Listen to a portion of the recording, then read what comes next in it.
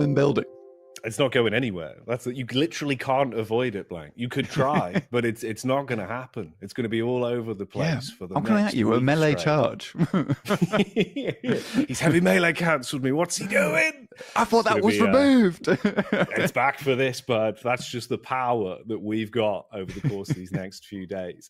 Yeah, it is going to be a treat. And, that's kind of giving you a little bit of the scope of what we're working with. We're easing you into it. We don't want to overload you, the viewer at home, but we appreciate you all tuning in for what hopefully should be a very exciting kickoff. And like you said, I do enjoy the format. I think it's going to be a bit more interesting, right? Where we're not just going into dedicated bracket, single elim, double elim. We're keeping it a bit more varied. You get those best of twos, which in reality, like you say, you are looking for the clean 2-0. You never want to put yourself into a position where it comes down to a matter of playoffs being slightly out of reach due to one bad result, a 1-1.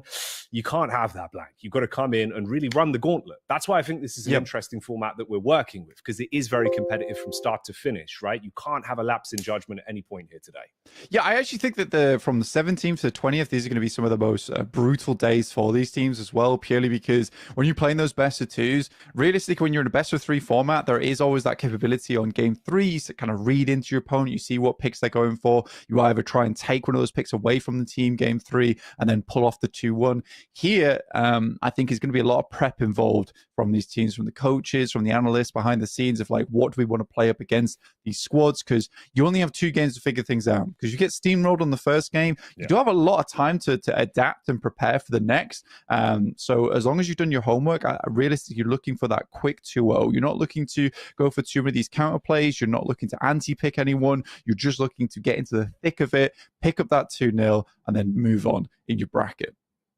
Yeah, I think that's one of the nice things as well that you kind of hit as a keynote there is just how much we're starting to see now with some of these teams that are becoming more established, everyone having that additional figure in the background with the coaching coming in, which is really good that we're getting it so early into the infancy of Deadlock Esports overall as well, where obviously we've seen the power behind it. The way in a game that is as intense and is constantly using all of your concentration as Deadlock is, having that ability to rely on a coach, especially for post-game as well, Blank. We're talking about those quick demo reviews in between the next round robin, going back over what you may have missed. You can squeeze so much more out of it. And I really think we've been seeing a lot of the knock-on effect from that with a lot of these rosters now.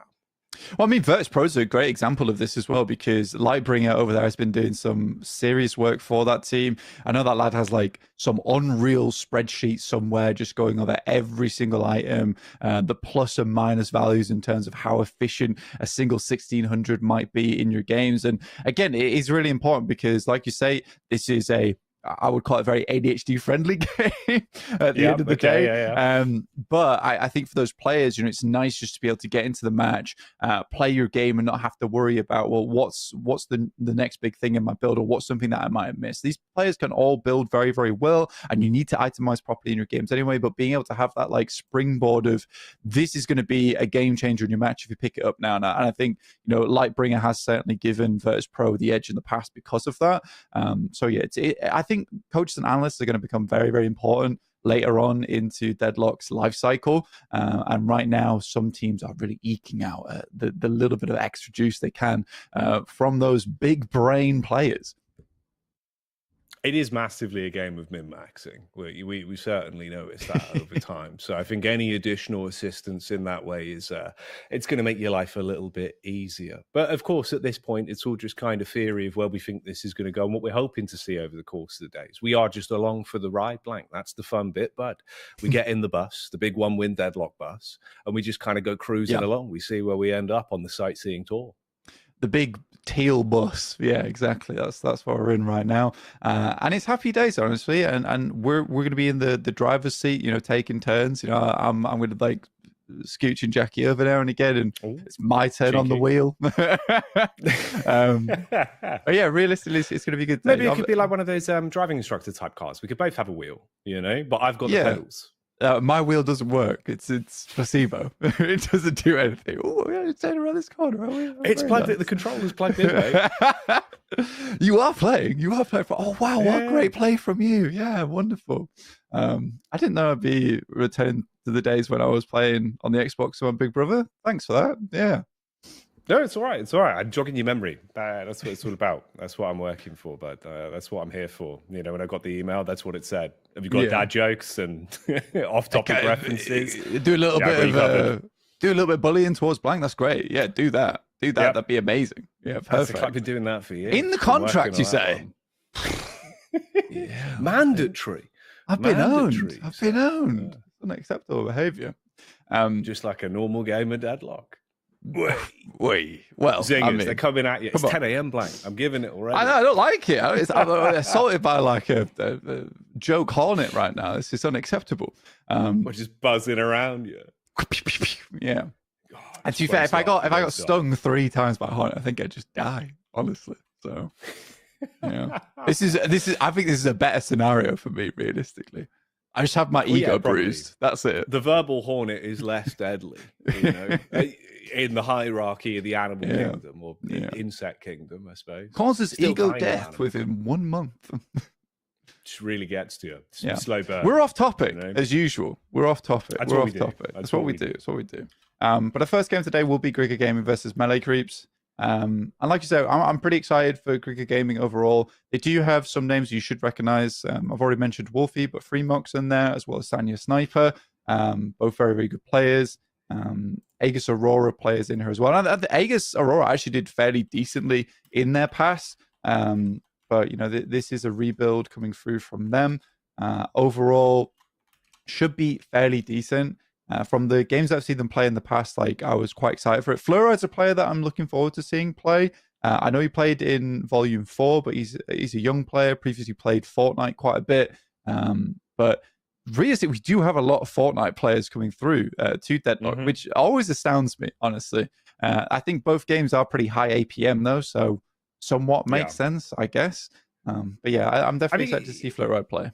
It's kind of the overlap of scenes that we've had there, right? Where you get the perked up interest from the MOBA background of a lot of the Dota guys that are instantly kind of into it. You see the way it sort of bled into CS as well, bringing over the sort of aim capability. But weirdly, it was the same way where I sort of realized it does make sense. You've got a vast array of players that were very talented at Fortnite coming up around that period. So sort of quite young. And Young is a good one. You know, yeah, exactly. Like super malleable in the sense that they can adapt to a newer game, but you have the mechanical gift of that quick movement that is similar, right? You're always looking to kind of be over your shoulder, hit those perfect jumps. Everything is about kind of having the choreography of Deadlock down to a T consistently. Yeah. That's the whole thing with that game, but that's kind of the way that works in terms of the fight. It's a lot less about hitting them one taps as it is cranking sick 90s, bud.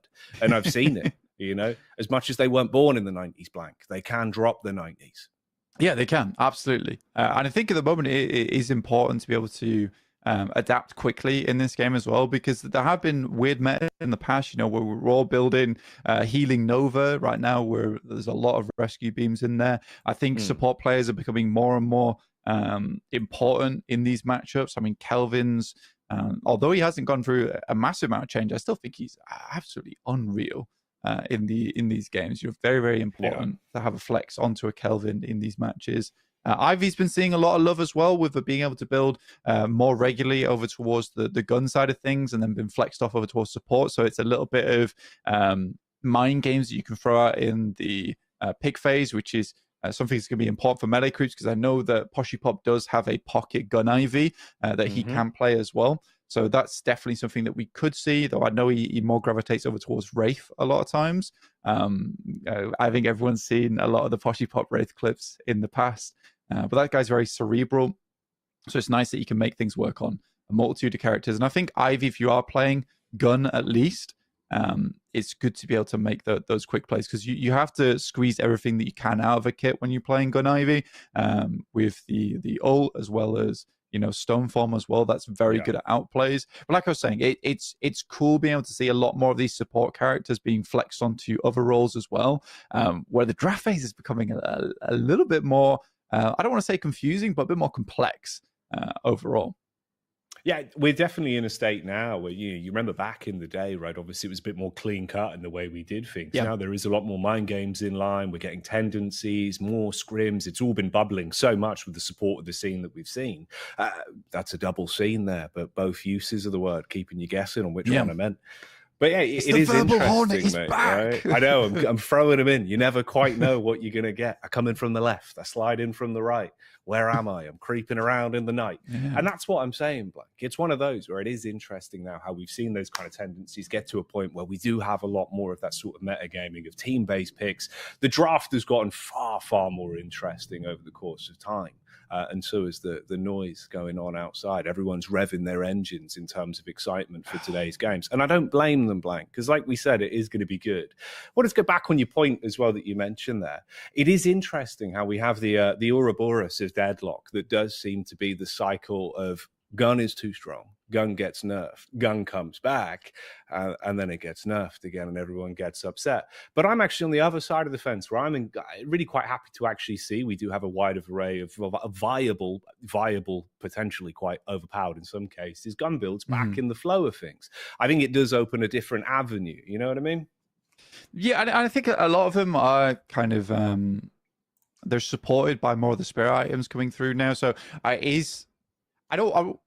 want to say hybrid coming through from Gun a lot because I think Wraith made this perfectly clear in terms of her build path where, you get a little bit of spirit items, Surge of Power thrown in there, Mercurial Magnum as well, really like breathe some life back into. Don't even remind me, mate. You're giving me flashbacks in my lanes right now. So overall, it's very, very nice to see. But yeah, I think Gun can be extremely strong. And for instance, there are characters out there at the moment where I would like to see them played more, like Viper, because I think Viper's extremely strong. Strong to the point where it's actually very, very difficult to counter a Viper if she gets ahead. And that is something that why I guess you don't see it as much in esports is that teams are very, very quick and aware of how to shut a Viper down. But yeah, I remember the days when I think it was 25% spirit and bullet resist before they had a little bit of a rework on that. Because it's very, very strong. But yeah, she as a gun character, even if you were to buy plated armor, return fire, bullet resilience, like she still will tear through it if she's far enough ahead. And I think in the past it was a case of if you had a gun character getting too far into the distance in terms of souls, you could still build up against them. Right nowadays, it's like, well, they've got ahead, they are carrying, and likely going to lose because of that. So I think if I was to be happy to see any pick during the one-win tournament, it would be Viper. Though from looking at past tournaments, past games, I'm not sure how likely it will be to see her. It would be nice. I'd be right there along with you. I've been playing a lot more Viper recently, and it's always been a character I've had a bit of a soft spot for in terms of that gameplay loop. It is very rewarding as well when you do see someone that understands the full potential with a sliver and has the movement down. Mate, it's not even movement. It's like full just snake movement. You know what I mean? Yeah. It's an additional use of an S. There'd be like 3 S's on that movement. And it is really movement. Quite fun to watch. Yes, It's like Tony Hawk Pro Skater, but full cleared the stage and then some, but also cranking 90s as a snake. 480 times 28. Though, lovely. Mate. Just a quick one for you. Popular misconception about snakes. The British media did popularize that they're quite slimy, but in fact, they're not at all. Yeah. They're actually just very smooth and dry. Yeah, our friend had a snake and she let me pet it. I didn't like it very much. No?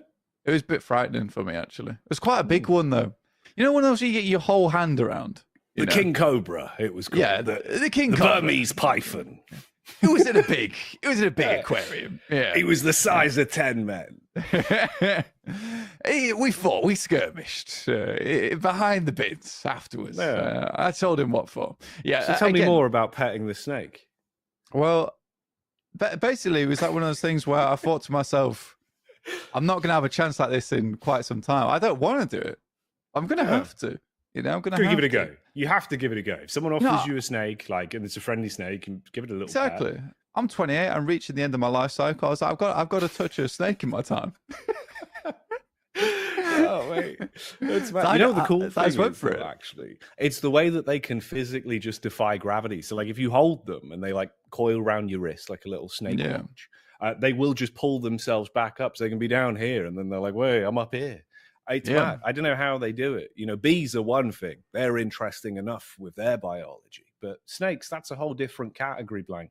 A lot to ponder here. It's a lot this to might have to unpack be here. some kind Yeah. of separate zoology sort of breakdown, you know? Yeah, we'd have to do a separate segment overall for this one because it is important. It is important. You know, you've got to understand these stuff, guys. You know, if you're ever in that situation where you get a full fisted snake up in your face, it's not slimy. It's quite dry.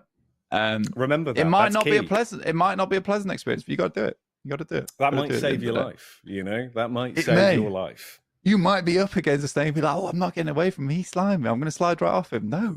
No, he's dry. He's smooth and scaly. You Vaseline up, you get away. Yeah. Which is how you should. That's what you need in game. We need the Vaseline item to get away from vipers. Ooh. You know, become more think slippery about than that. the viper. Sliver with the Vaseline item and oiled up passive. I don't think you'd be able to catch him, but no, never.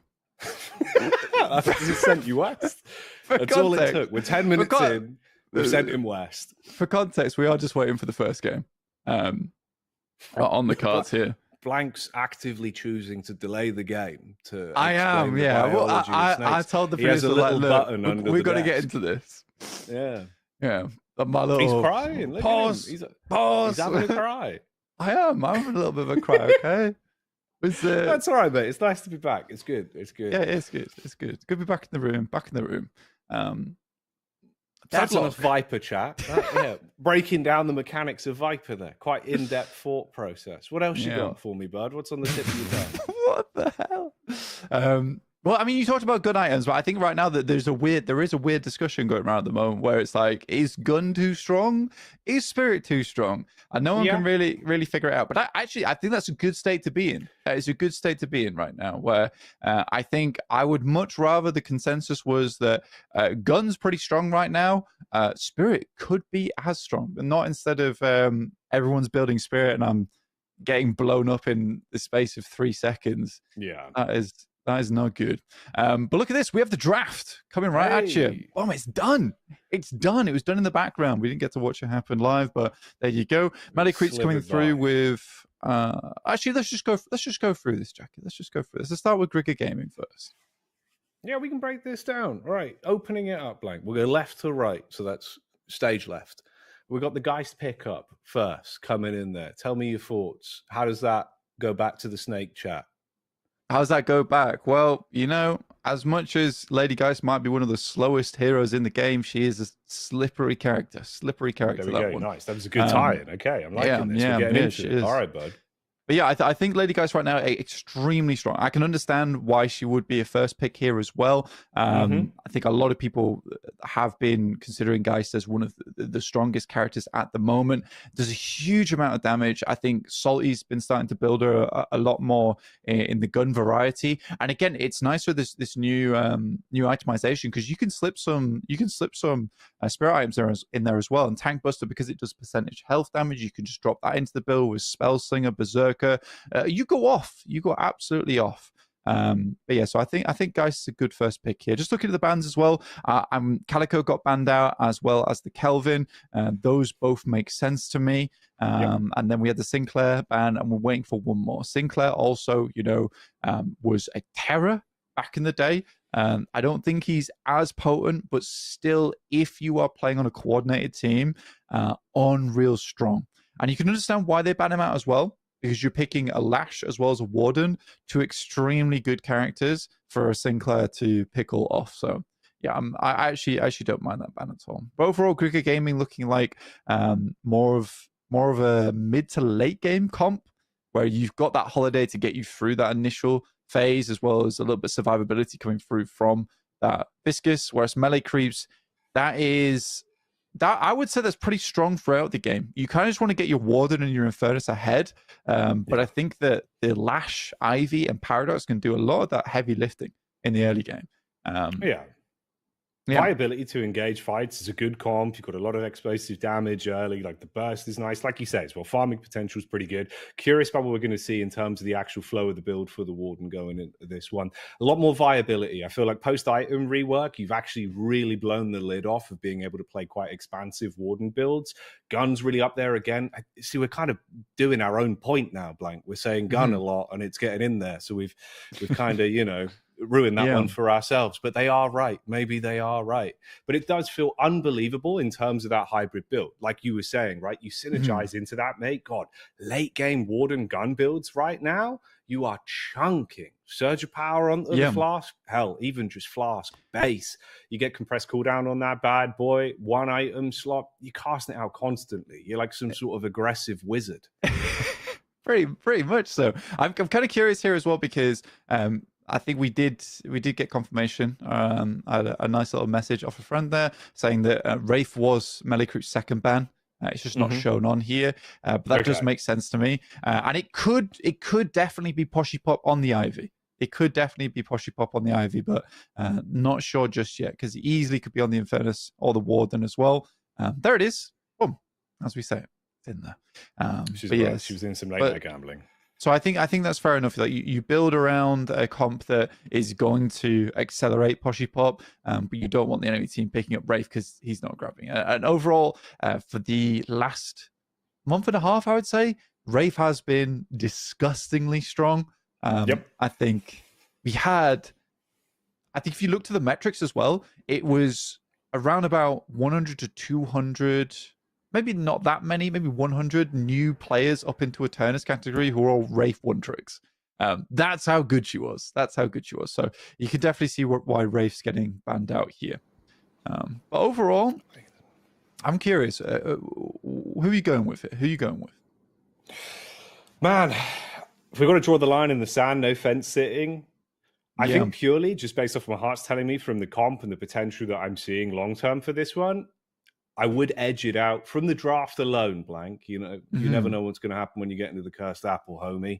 But I would actually give this one to melee creeps in terms of thinking where I think this is going to go long term. Yeah.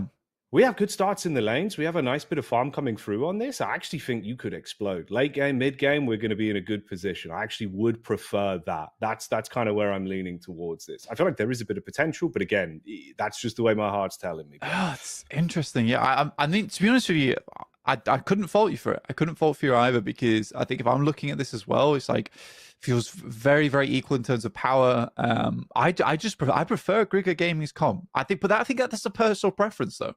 I think that's a personal preference over anything. Well, this is blank coded all over. You know what I mean? You got the Geist in there, Viscous, Yamato, Holiday. This is just you all over. This is your bedroom walls. I've seen the posters. Yeah, I do. I'll do quite a few of them in there. Yeah, all posted up. Life size. Full body pillows. Whoa. But yes, I think that Grigor Gaming has a pretty damn good comp here. I think if they get the ball rolling. Oh, viscous pun. If they get the ball rolling, I think they could do unreal with this composition. I think genuinely it is very, very good. Especially not having that Kelvin as well for melee creeps. The fact that Grigor Gaming can get up in your face, do a lot of damage. I mean, anyone who is good on Viscous at the moment is going to topple your team. I think that Goober recently has been.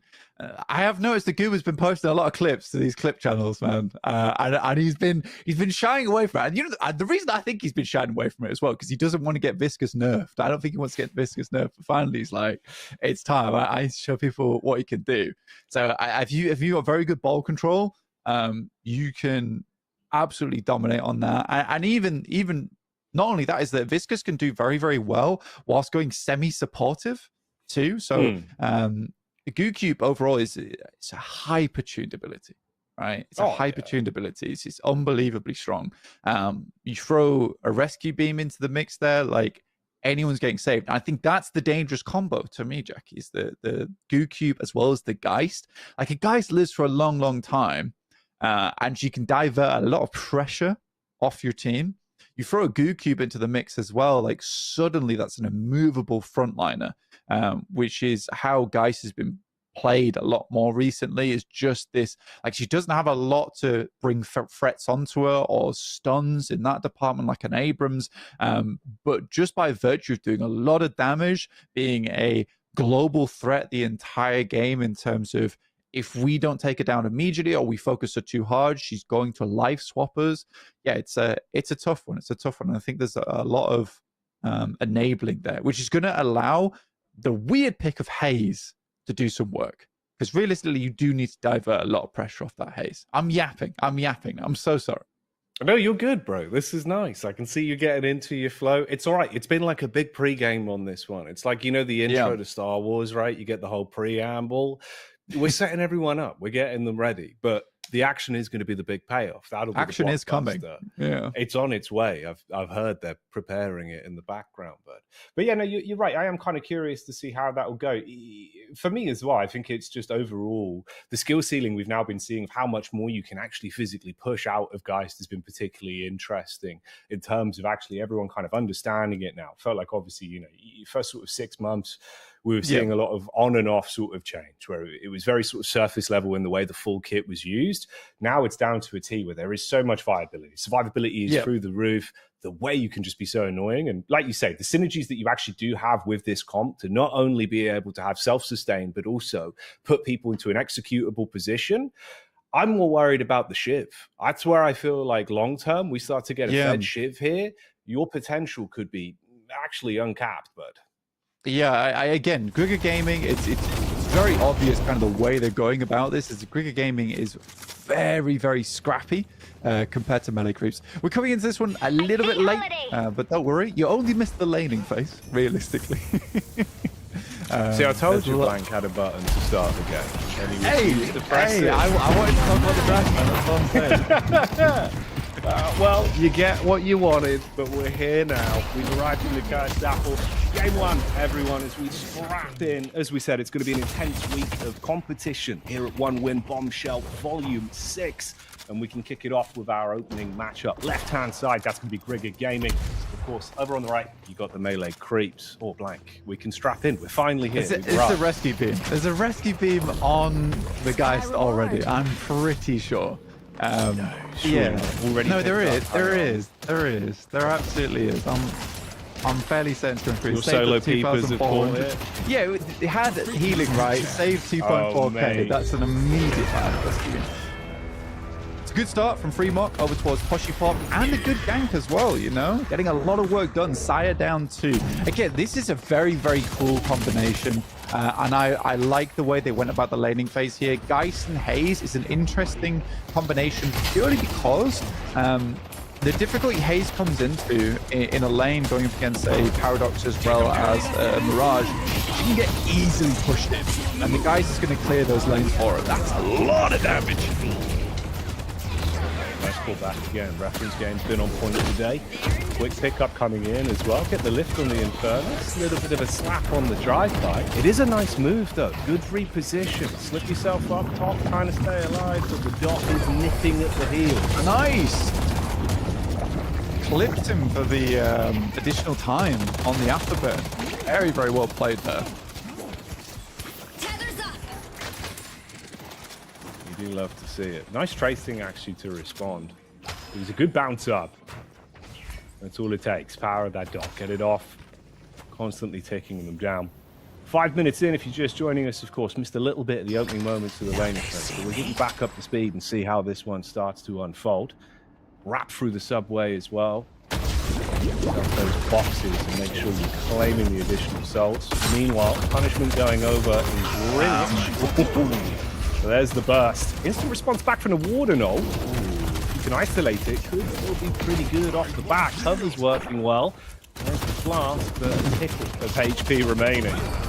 I don't know how Irazumi survives there.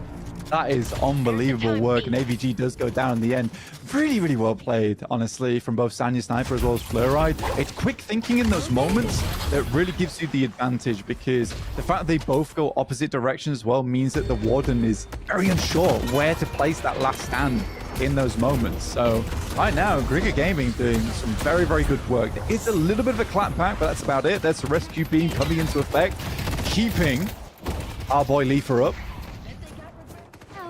Barely dodging back on the barrel as well. Would have been a whole load of wood straight to the face. So Leafer is able to at least reposition back around the corner and tuck in. Back over at Greenwich, the skirmish is continuing. Trying to control the lane. Binding One comes over, looking for the slam back down. An exchange of punches as well. Quickly clear the wave and send a couple bombs their way to skirt them further back. There's an awful lot of pressure on the map at the moment, which is just allowing both Bamwise and Sanya to fully poshy pop on this Mirage. But Quig on the Ivy, this is one of the more important things about an Ivy, is the fact that she has global presence with airdrop, being able to quickly get over towards fights and then straight back into lane. Look at that, immediately back towards blue. So being able to have that pressure globally is really, really nice right now, especially for melee creeps, because like I said, the pressure is very high coming through from Grigger Gaming. And yeah, at the moment, Quig has to be all over the map to ensure they're not falling too far behind. Yeah, that harass potential. Make sure you are literally the mosquito in this sort of situation, continuously annoying wherever possible. But still trying to make sure you're in a good spot in terms of the overall farm. Backdoor round the corner could be nice from Sanya, though. Seeing if you can actually find an opportunity. Quick flick with the sleep dagger, but not quite on target for the dash. Like the initial, though. Comes the Viscous. Last stand, a little bit wishy-washy here. Not getting too much done out of it. Good punch on the puddle. But just gets them a little wet. Too more than that. Yeah, you're in the splash zone whenever there's a Viscous around. Got to keep yourself safe, buddy.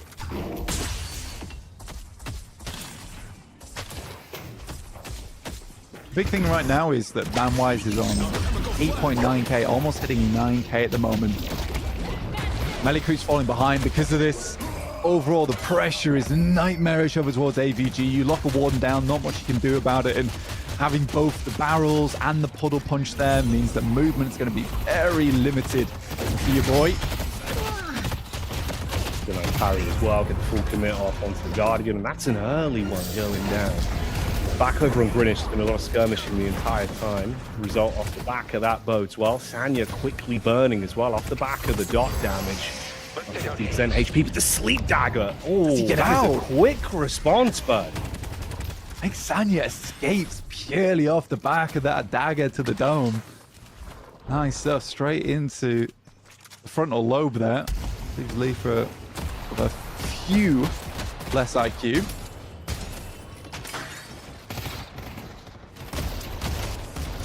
That is the way the dagger goes, yeah. Great flick, though. Good mechanics on that.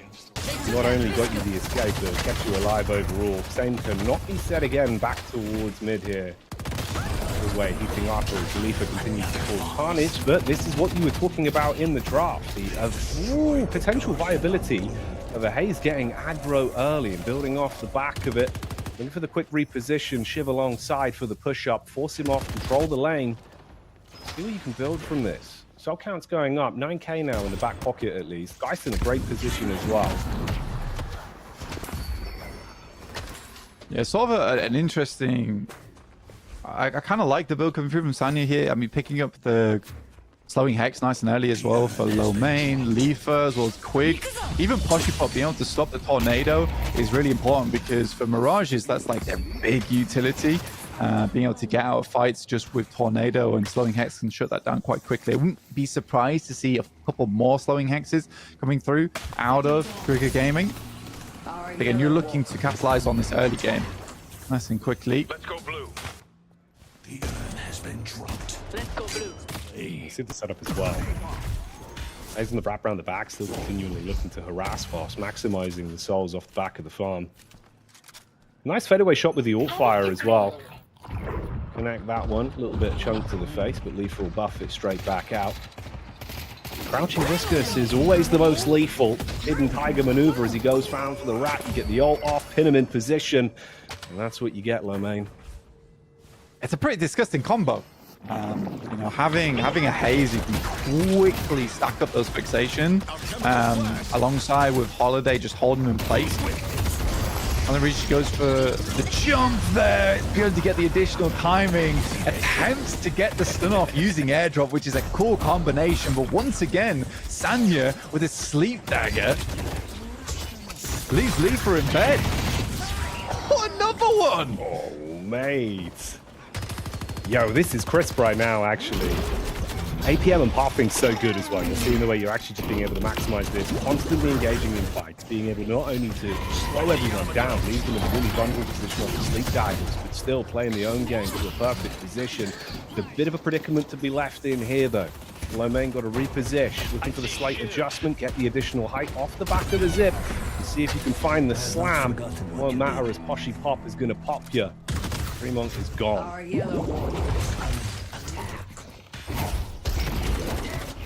Even going for the parry there, attempting to stop Puddle Punch from going through and preventing the Urn pickup, but that should be a fairly easy pickup on the Urn there.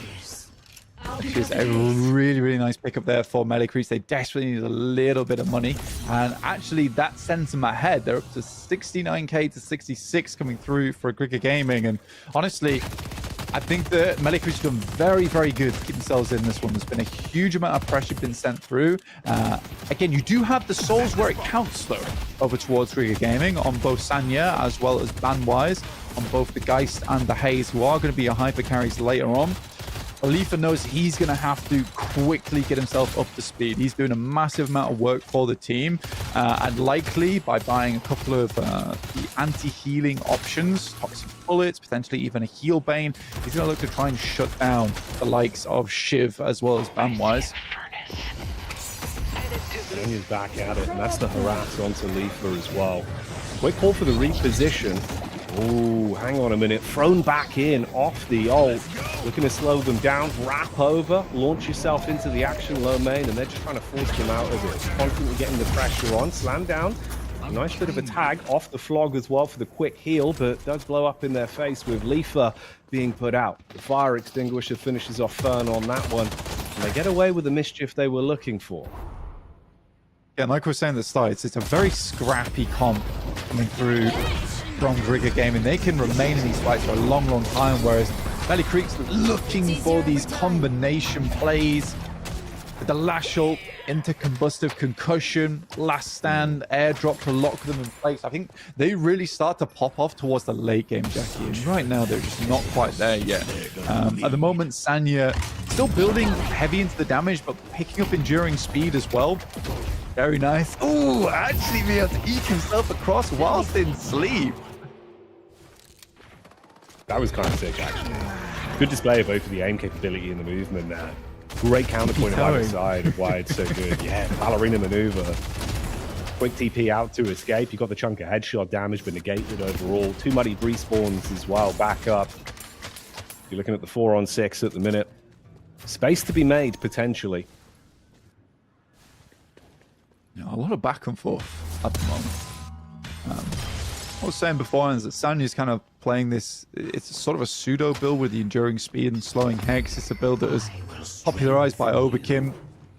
But more of that supportive Haze, where a lot of it is more just about scouting to look for those picks, and understandably so, because you can really follow up quite well with Irazumi, putting people out of position, as well as Fremont with the lasso. I see Shiv. Melee Creeps is just not falling behind here, and I think this is what Grigger Gaming wanted to go for, is a very heavy and hard initial push over towards Melee Creeps to try and put them in the red, but honestly, they have kept up with it. They kept up in a big way. Got the grab off as well with a lasso from down the road. The trouble from Texas, mate, trying to get out. It's not going to work out for you. Fremont with the engages. It's been crisp, actually, with some of the way you've just been able to get these sick pulls off. You do love to see it. Movement's been actually quite impressive at the minute. Well, that's going to be the free walk-up. Everyone dumping the damage in, playing it off the back. Not the end of the world, actually. Getting the response back on blue.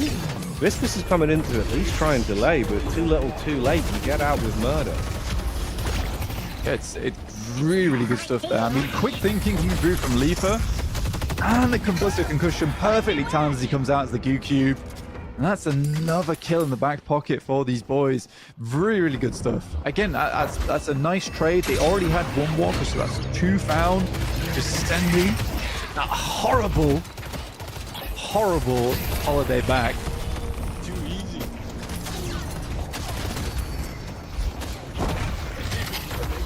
Second respawn there. Ready to move. Holiday back in front of it though. Quick dip down. Smooth moves for the reposition.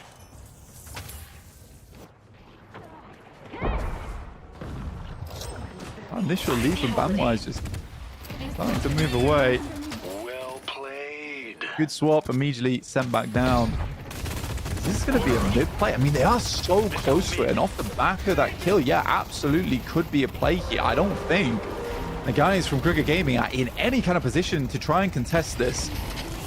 Leafa does not have Combustive Concussion though, but with Quig on the Ivy, airdrop available as well as Stone Form, should be a free pickup. We'll see how it happens. Oh, in comes the ball for the roll by. Drive by is not going to delay enough though, so it's a free claim onto the rejuve and the skirmish continues. Yam with a quick readjustment. A nice flick off.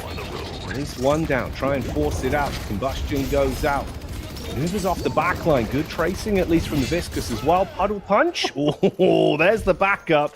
But say goodbye to your Mirage, as it's not an Oasis. As Poshy Pop gets executed down to the Shiv. For what it's worth, though, getting away with a rejuve, only 2 of them being burned off the back of it. Oh, just that one fight.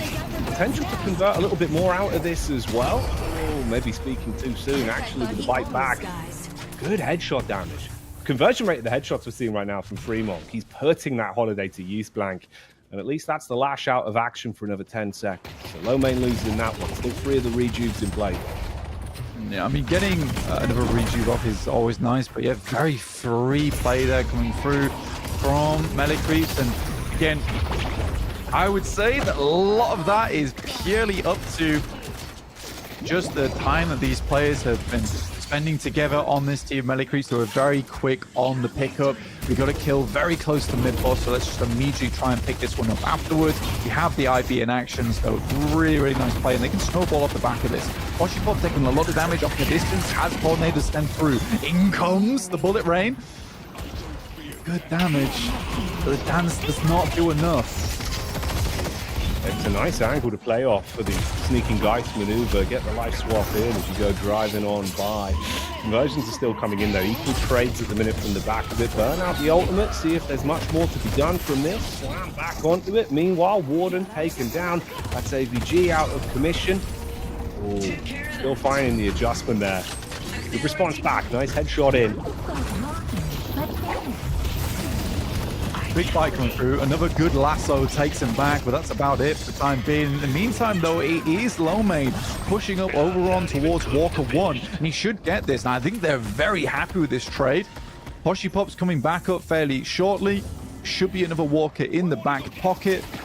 Beautiful stuff coming through for Melee Creeps. Another flex slot found. And now they're fully opened up.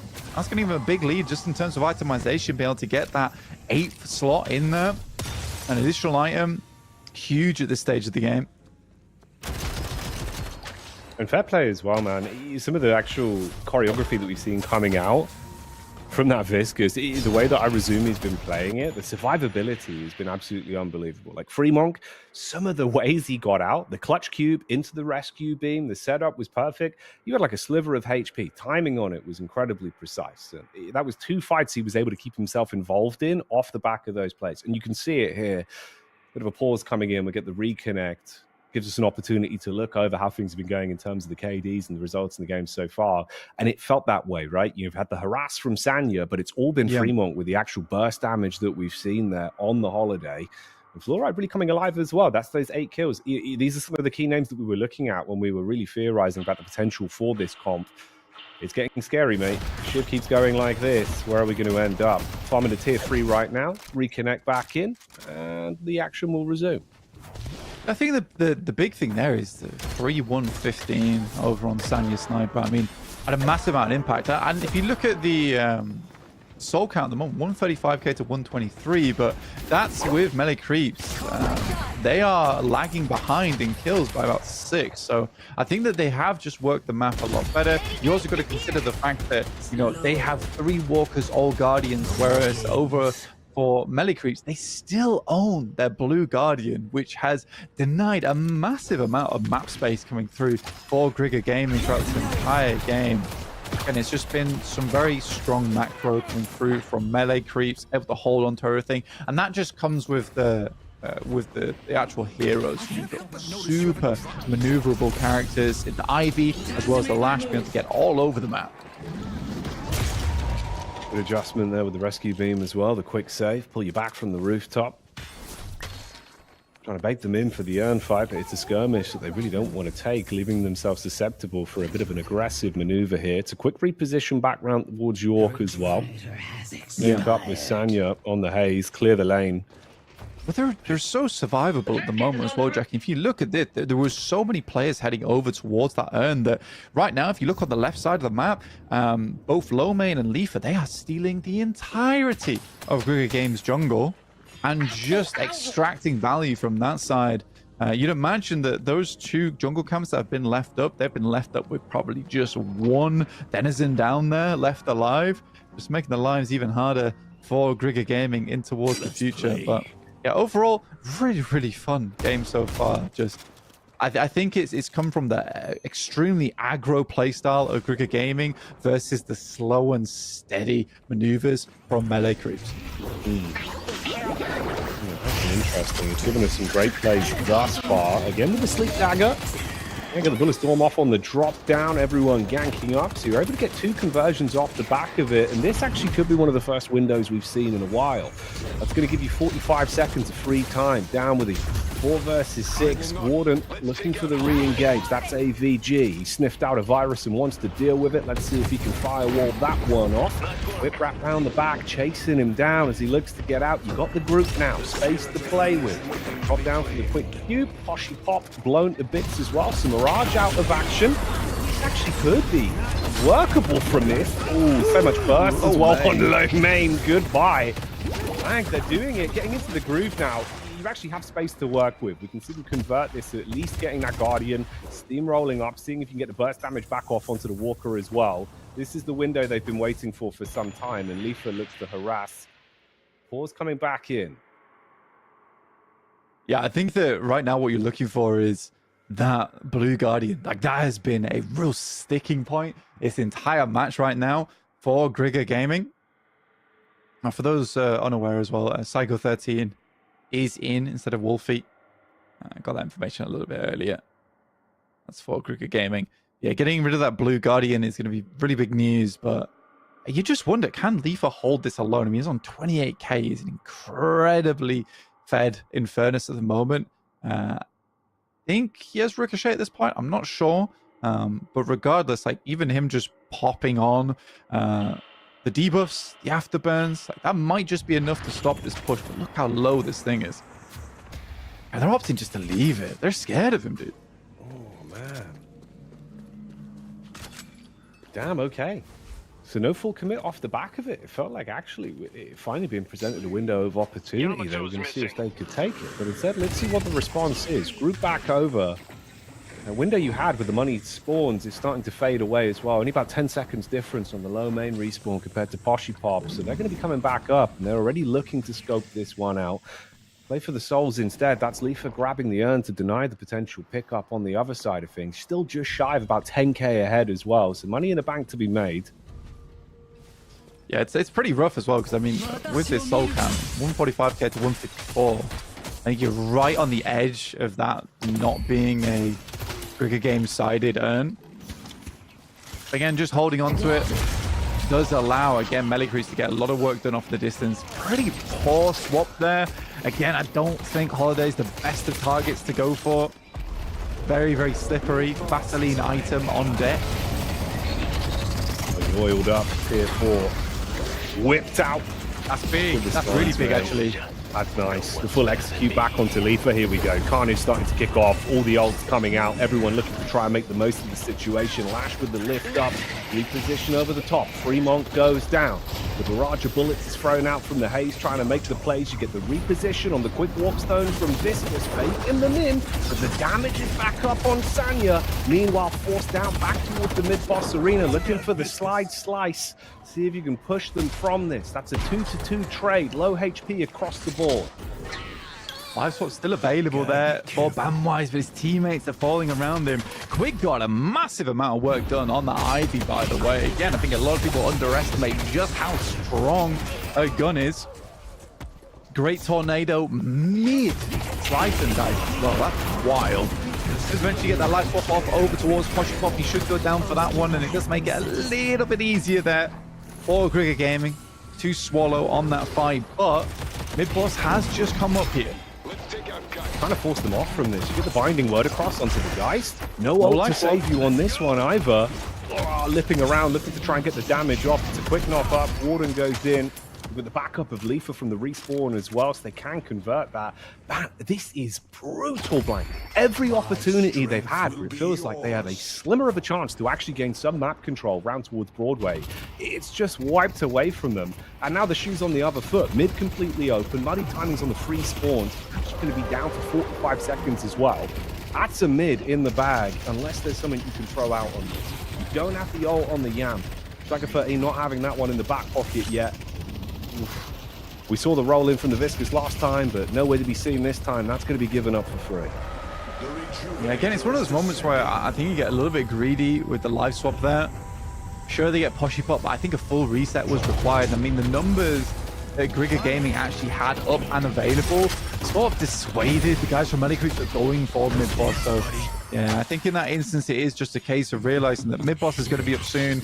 You have to slow this down here. Sure, I can get a nice live swap, but maybe better just to wait on low HP towards mid just in case they go for it.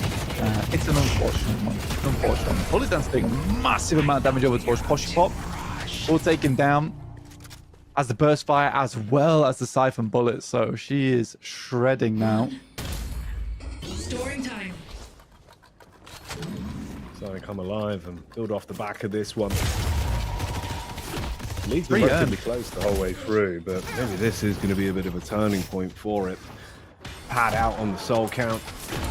Take that to the bank. Leafa, meanwhile, punching the sinners and getting away. I think for Leafa, what Grigger Gaming is realizing that he's a massive deal now at this point in the game, so they're trying to get rid of him as quickly as possible. But now that he's picked up Ricochet, he can quite comfortably just sit back and relax and just take pot shots, because anyone he's shooting, he's going to be getting chip damage off on everyone else, hitting that afterburn. He has built a little bit more in towards gun, but regardless, even if he's just proccing toxic bullets on everyone, that's massive, not in just terms of damage, but also in terms of that big anti-heal. Nice ult coming through from low main, does catch two, but once again, that Goop Cube kind of stopping it short. The getaway maneuver. Low on health, though. Looking to engage off the back of it and actually go for the base dive to fully commit onto it, and it pays off in droves. That's two down from the back. Shrine starting to get ripped to shreds as well. Oh, mate, that's an unbelievable turnaround from the escape maneuver. And the carnage continues with Snanya falling over. That's the haze gone. Say goodbye to Yamato in a few seconds as well. Forced to use out the ult on this point. Really full rejuve across the board. Patron basically going to be one clip down into the weakened state. Absolutely rolled on the first take of the base. And it's mid-pass as well, so this is going to be a very quick drop on the Patron. 30 seconds on Sanya, 70 seconds Hyra Asumi. This should just be the win here for Melee Creeps. There's no reason for them not to go for it as well with rejuve in the back pocket. This should be a GG, and what a game from Melee Creeps. And there it is. First victory in the bag as they take that one. The Melee Creeps standing strong. Man, that's an unbelievable response. You know, praise honestly where it's due in terms of the reposition. The quick thinking that we've seen the entire time with the Viscous Cube. It was a lifesaver. But at that point, the response back, you got to give it to them. Heads up maneuver. Yeah, I think honestly, throughout the entire game, it was just a lot of very good quick thinking coming through from Melee Creeps. There's a lot of moments where they were behind, right? They were behind. They were struggling. And I think that overall, massive props to Sanya.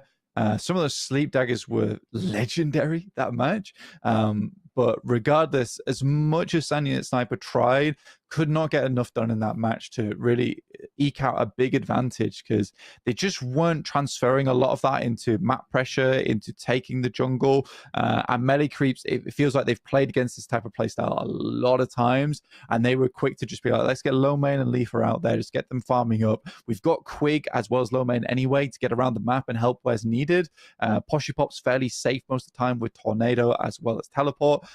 So yeah, I think they were fairly safe. Just a really calm game from melee creeps overall, and that's necessary when you're up against something so aggressive like that. Yeah, they were in control. You know, had the lockdown on the map, good responses in terms of the ways that they were rotating as well. Quick heads-up maneuver and all the mid-fights that we saw throughout that one. We got some highlights from the matchup as well to look back on and spark the memory of our opening game that we've just seen. Of course, if you missed it in the opener as well and you're curious about the format, like we were saying, that's going to be best of two. So opportunity to respond back is there for Grigger Gaming. But of course, Plank, you go 2-0, Melee Creeps are going to be very proud of that one. It'll put you in a great spot in terms of the round-robin format, and that's what they're playing for. With the quality we've seen coming out on that one, I'm quite interested to see how this is going to go. It feels like it really could actually be quite a competitive series from here. Some of these fights, man, the insanity of the re-engage that we had on this one as well. 2 down for the fight back, just couldn't get, for love nor money, that Blue Guardian. No, it was up the entirety of the game. Even here towards the end, this was such a wonderful play as well from Quig. Went in, dropped down the kudzu bomb, and then flew out with the rescue beam to get low main out of a sticky situation. Overall, what an amazing game from Melee Creeps. Again, they've been playing together for a while. They know what they're doing. I think that most NA teams at this point, they've played on one team or another, so they're all very, very comfortable with another. For Grigger Gaming, it's a bit more of a rebuild for them, but I think that's already very promising. I think when you come up against a team like Melee Creeps, you are playing into a lot of experience, and I think at Grigger Gaming, they held their own. Really interesting early game. I think you had to capitalize on that more supportive Haze Scout playstyle on top of the holiday, and they did their best of it. It's just not enough was translated from that moment. Yeah, it was rough to be able to actually physically squeeze the extra oomph you needed out of it. Early game, it was very impressive the way you were roaming, cleaning up a lot of the souls on the map, box maxing, being able to actually get those consistent assist stuns off with the sleep dagger. But like you say, the longer this one went on, the more it started to get out of hand. We got the scoreboard off the back of this one as well, so we can take a bit of a look here and see how things went with a stat breakdown from that. You can see AVG just spent a lot of his time just shooting objectives. Even Last Stand's very strong at taking them. I think that probably transitioned more towards Last Standing some more of those buildings towards the end of the game anyway. But overall, I just think you look at this, and I was more surprised by the 33k damage coming out of low main. Like, so effective on this Lash when it looked like he was struggling before. Almost kept up in soul count with AVG on the Warden, which is surprising. But yeah, Leafer with 37k damage. I think he was such a sticking point for Grigger Gaming, where they were struggling to actually take it down a lot of fights. They had that one engagement towards blue lane where they were able to immediately remove him. I think Flurry did a fantastic job over on the Shiv there to do that. And they knew who their focus target needed to be. Unfortunately, he was such a sticking point. They allowed characters like Low Main and AVG just to start popping off. And that's not to say Poshipop didn't do a lot of work as well. He was fantastic when it came to leading Grigger Gaming in circles, just unable to catch him. Oh, yeah, the harass and distraction plays that we were seeing, and fair play again as well in terms of the movement we actually saw there for the quick repositions. Survivability was through the roof off the back of the mechanics, which is what you want on a Mirage like that, where you're annoying, constantly getting the tags out with the Jin's mark, just being able to knock them up and dip out. Honestly, it did assist a lot. It set them up for some great plays throughout that one. That's an interesting first game, Blank. I'm glad we kind of, we set this one up. We took our bit of a time with it. We warmed into it, but it delivered. We got a great early game from that and a strong finish. Yeah, a really, really strong finish. I think overall, I was just, again, very pleased with what I was seeing from Melee Creeps. Because, again, I think in the past, when you have seen even teams like One Win, they really, really did capitalize that when it was first like becoming popularized with picking Holiday very early and then just being a menace throughout the entirety of the map when she was very, very strong. I think that a lot of teams lose less because Holiday was so strong at that point, but more because there was such an insane amount of map pressure created by the Holiday. So I think that when you think about that, melee creeps have played into that sort of playstyle a lot, but it's been able to calm yourself down, sit back, relax a little bit, think about the actual situation that you're going through here, and reevaluate, because I think that's what melee creeps were able to do very well, because it didn't look amazing at the start, did it? I mean, Sanya Sniper was just finding targets left, right, and center alongside with the Holiday, but at the end, melee creeps are just able to get that steady cash flow. But yeah, it did sort of pan out how I expected to with that. Those scrappy fights coming through from Grigger Gaming, which could have gone either way, but it with those combination plays with Airdrop, Stoneform, Death Slam, as well as Leafa just being a general nuisance from the backline, which just slowed down those fights to a point where I think when you look at Grigger Gaming, I think it's fair to say they kind of ran out of gas. Yeah, the really synergies that we saw there overall were what made the difference. It was nice to see the actual combinations pay off in the manner we were hoping for. Full use of the comp, and overall a great way to start off the day here, Blank. Yeah, absolutely. Don't forget to subscribe to OneWin's channels. Also, if you want to keep up to date with all the action, you can scan the QR code on the screen as well. There it is. Look at that. Subscribe on X so you don't miss out on any of the announcements or the action. Even if you just take a little break, you want to keep up with the date with what's going on, what kind of results came through. You might be working, you might be busy. That's fine. But if you want to pull up your phone, see who won, follow your favorite teams, make sure you do go subscribe or follow, whatever you need to do.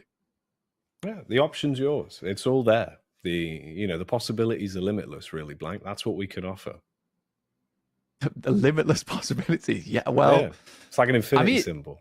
I mean, I'd love to. I'm not sure I'm capable of it. Maybe one winner. Potentially. It could be the way it goes. All right, well, let's have a look. Looks like we've got the draft coming back in. Like we said, BO2's on this one. So second match in the series here.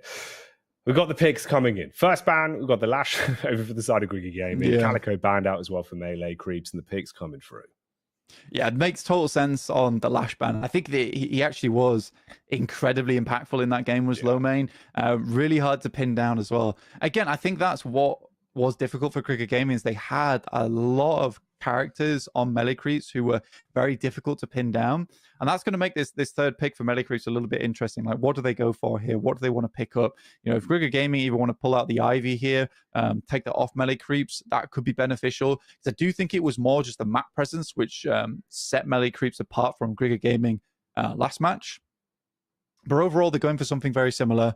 They're not going to change the rule book too much here for Grigger Gaming. Still picking out the Geist, the Viscous, as well as the Haze.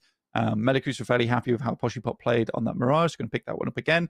And we do get the Kelvin and the Wraith ban. So very similar. The only difference that we had here was just the Lash getting banned out this time instead. Yeah, no need to ban out the Magician this time around. Makes sense off the back of the previous game with how we've adapted on that one.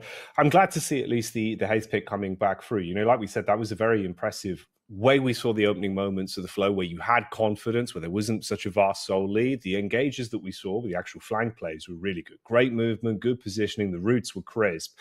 If we can see some more of that, mate, those sleep daggers coming into more effect of that, again, I'd be living for it. Oh yeah, full Matt Andrews on that one, bud.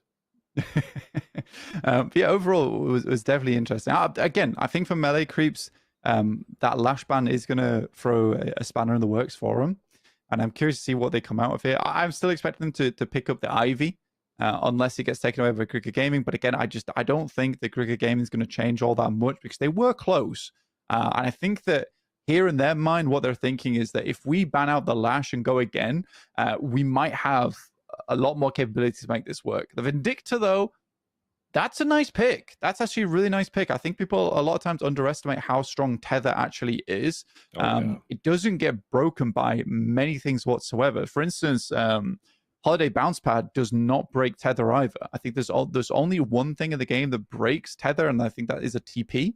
And that's the only thing that actually breaks it. So I think that Tether could be massive.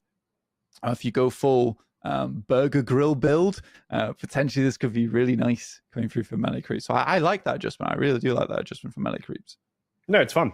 Well, it's not fun when you're up against it. I'll preface that. It is a bit of a pain in the backside, mate. It can be horrific, dude. The double actual tether that's coming at you, just consistently binded.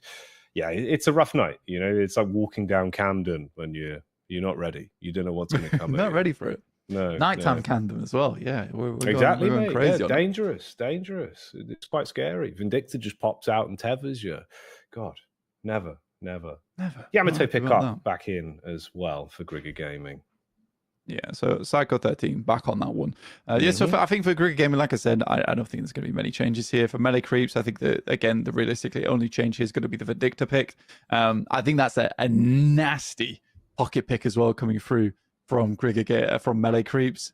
Being able to pull out you think you've got rid of the annoying pick in the Lash, and suddenly they've got the Vindicta instead. Oh man, that's upsetting to go against, especially with Grigor Gaming, because for Lady Geist, Hayes, remember, they don't have massive capability to get out of those situations. If you're getting a two-man tether, really that's all you need at the end of the day. And only one of those players can get cubed, unless we build into Echo Shard, which I don't imagine is going to be happening on the Viscous. There's much better things you could be buying that's going to have a lot more value. No, it is curious. It's a good counter overall. I think it's quite an interesting way, at least, to shut them down. And we did see very aggressive use of the life swap with the way that it was pulled out, potentially at times a little bit overzealous. So we're able to convert some of the kills from it. But I think in the grand scheme of things, you're thinking about the lockdown potential on that. It restricts so much from the kit for the guys that makes it far more uncomfortable.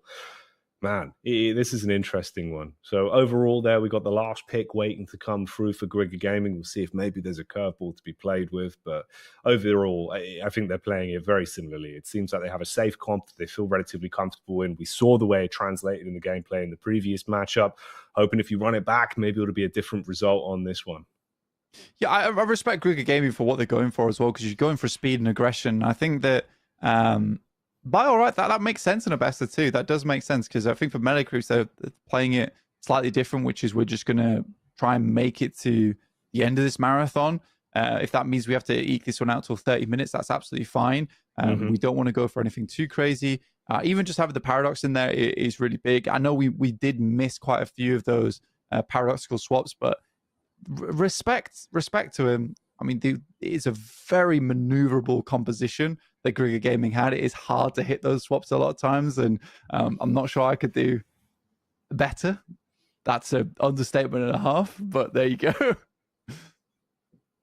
It's like a weird backhanded compliment, you know? Maybe well, I don't know. It was like I would do terribly. I would do. Yeah, there we go. Fine. That's better. Yeah, see, there we go. I would have done terribly in that situation. I don't know if I could have done good. Well, I had to realize what I was saying. I was like, I don't know, I could have done better than this pro player. No, I couldn't. Absolutely could not. He's self-aware now. But I can. I've buckled him again. Sorry, but you were making a point. No, it's fair. Honestly, in terms of the actual, the ones that we did catch in terms of the observing there, actually, it was quite impressive. Quick thinking with the way you were using it, not only aggressively, but defensive as well, which is always a sort of telltale sign of someone that has that true high skill understanding of knowing exactly how to get it off, not only for the damage, but also for team survivability and being able to use it as that annoying element that it is, especially late game, man. If you can get the low cooldown on that bad boy, if you're hitting that skill shot every time, it is frustrating how you can completely shut down some setups. Yeah, so actually slightly different pickup here coming through from Grigor Gaming, picking up the pocket. Okay. On demand anti-heal. Actually not a terrible idea, and also the ability to potentially blow up the Vindicta in the air with the combo. That could be really good. I don't mind a pocket in this instance. We will see how Grigor Gaming want to play this one out. But yeah, pocket will be very, very useful here, especially just even being able to dodge a lot of the damage that's going to be coming through from melee creeps and be a general nuisance. Again, they do want to create this comp that's very good at skirmishing. So they opt to not go for the Shiv instead. I thought the Shiv did a lot of work last game, but again, there was a lot of lockdown. Right, we saw Poshy Pop very much focusing. Whenever the slicing dice came through, he countered with Tornado. I think probably you'll see Fleur right here realizing that I'm going to get tethered as well on the Shiv, which is going to be very bad news for me. So yeah, it's a huge amount of lockdown there, and I think the Shiv would have probably done quite poorly versus this. So I do respect the shift on the pocket. So very similar both sides. We have one different either way. That's 2 picks different total for everyone watching at home. But let's get into it. No, I'm doing maths. I'm doing maths, Yeah, man. Come on. I'm sorry. Hey, that's like the One number plus- 1 rule. 1 + 1 is 2.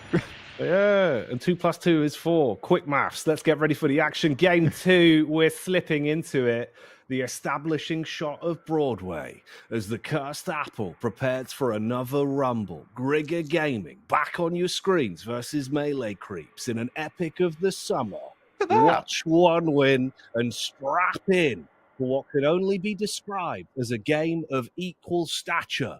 The giants of Grigger Gaming versus the behemoth of Melee Creeps, making them both look almost regular sized. 2 large teams. Yeah, it's going to be good. It's going to be good, man. Like you say, equal heights, equal plays, but one will stand at least an inch ahead in this match. Come on. Come on. We teased Actually- you. 1 + 1 pause is too many pauses. Okay? Yeah. Enough of that, please. Many pause. We need some less pause in here. We really do. We really, really do. We got coming in for game 2. JME on the race. Right then, action time. Let's get into it. We're live with a second match. Let's see if the outcome's Leaf going is to be already different. asleep. Oh, instant dagger, man. That is sad. I mean, Sanya, they don't call him a sniper for nothing. Snipe, yeah. Because he will snipe you.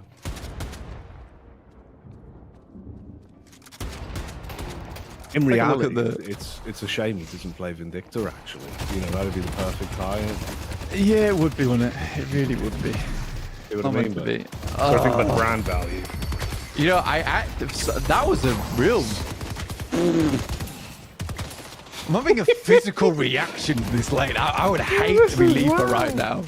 Oh, you are being bullied. He's getting fixated as well. This is horrendous. See, this is the direct counter as well, right? You've been frustrated. Off the back of the previous one, we saw him getting away with murder consistently and becoming so proactive during that early to mid game. They know they want to get in his face and bully him early, force him out of the lane, make it uncomfortable. And that's where Sanyu was doing his best work as well in terms of the early game, right? The consistent sleep daggers into the quick engagements, build up the fixate, just make it so you physically cannot play on your own terms, letting them steal away the additional farm from the nice. This is nice. It's a smart lane swap as well, realistically, like you say, because last game they did dumpster their lane, honestly. Did both Bandwise as well as Sanya Sniper. This time it's Fluoride on the Geist, but sending them over towards that lane versus the Infernus is going to make them a lot less of a pain in the arse in that late game. Again, I'm having a physical reaction to this lane because I would hate to be Leafer right now, getting sleep darted, getting Geist bombed the entire time. And yeah, me too, man. Get me straight into Subway. I need some boxes. There's like a joke in there somewhere. If Sanya wanted to expand into a sort of stand-up comedian career, you could work it in where you're just like, you know, I know it's early or late in North America and you are tired. See? His joke, obviously not as great. Blanky's got to workshop that one a bit, but He does, I'm yeah. just telling the joke that he told. You know, he did do a great job. But that's fine. He's learning. He's learning to become a stand-up comedian. He can work it in the pauses. You see what I'm saying? That's what you're saying. That's what you're saying. It would be so annoying, though. The level of frustration with the dagger in the Where'd that come from? Mate, it's going through space and time. You've got the TARDIS sleep daggers just appearing through portals straight to the lips. Daggered him in the top of his head. Pointing out his bald spot. That's not right. The hat's gone. Somebody Taking get that this man with a him. cowboy hat. I need some a little more Nice. defensible. But yeah, they are absolutely wrecking this Blue Guardian, and they weren't happy about not taking it last game, so they go for it again here. Again, this is their chance. It's not a best of 3. They're just looking for the tie here to save on the seeding. This is a nasty lane, but a lane that is good for Wolfie to be in. He will be back in the roster, which is cool to see. Psycho 13 out. Yeah, getting tethered into the cage is a very nasty combination, but this is the perfect lane to play into with Enchanter's Satchel as well as Goo Cube. A very, very safe lane coming through there for Trigger Gaming. And you can see the quality of why the reactions are so good on those sleep daggers as well. Great tracing there to get all the denies off, clear the lane, consistently getting the damage output up when you're allowed to push up. It's forcing Leaper to play on the back foot defense, more just flame dash in so you can clear the creep wave.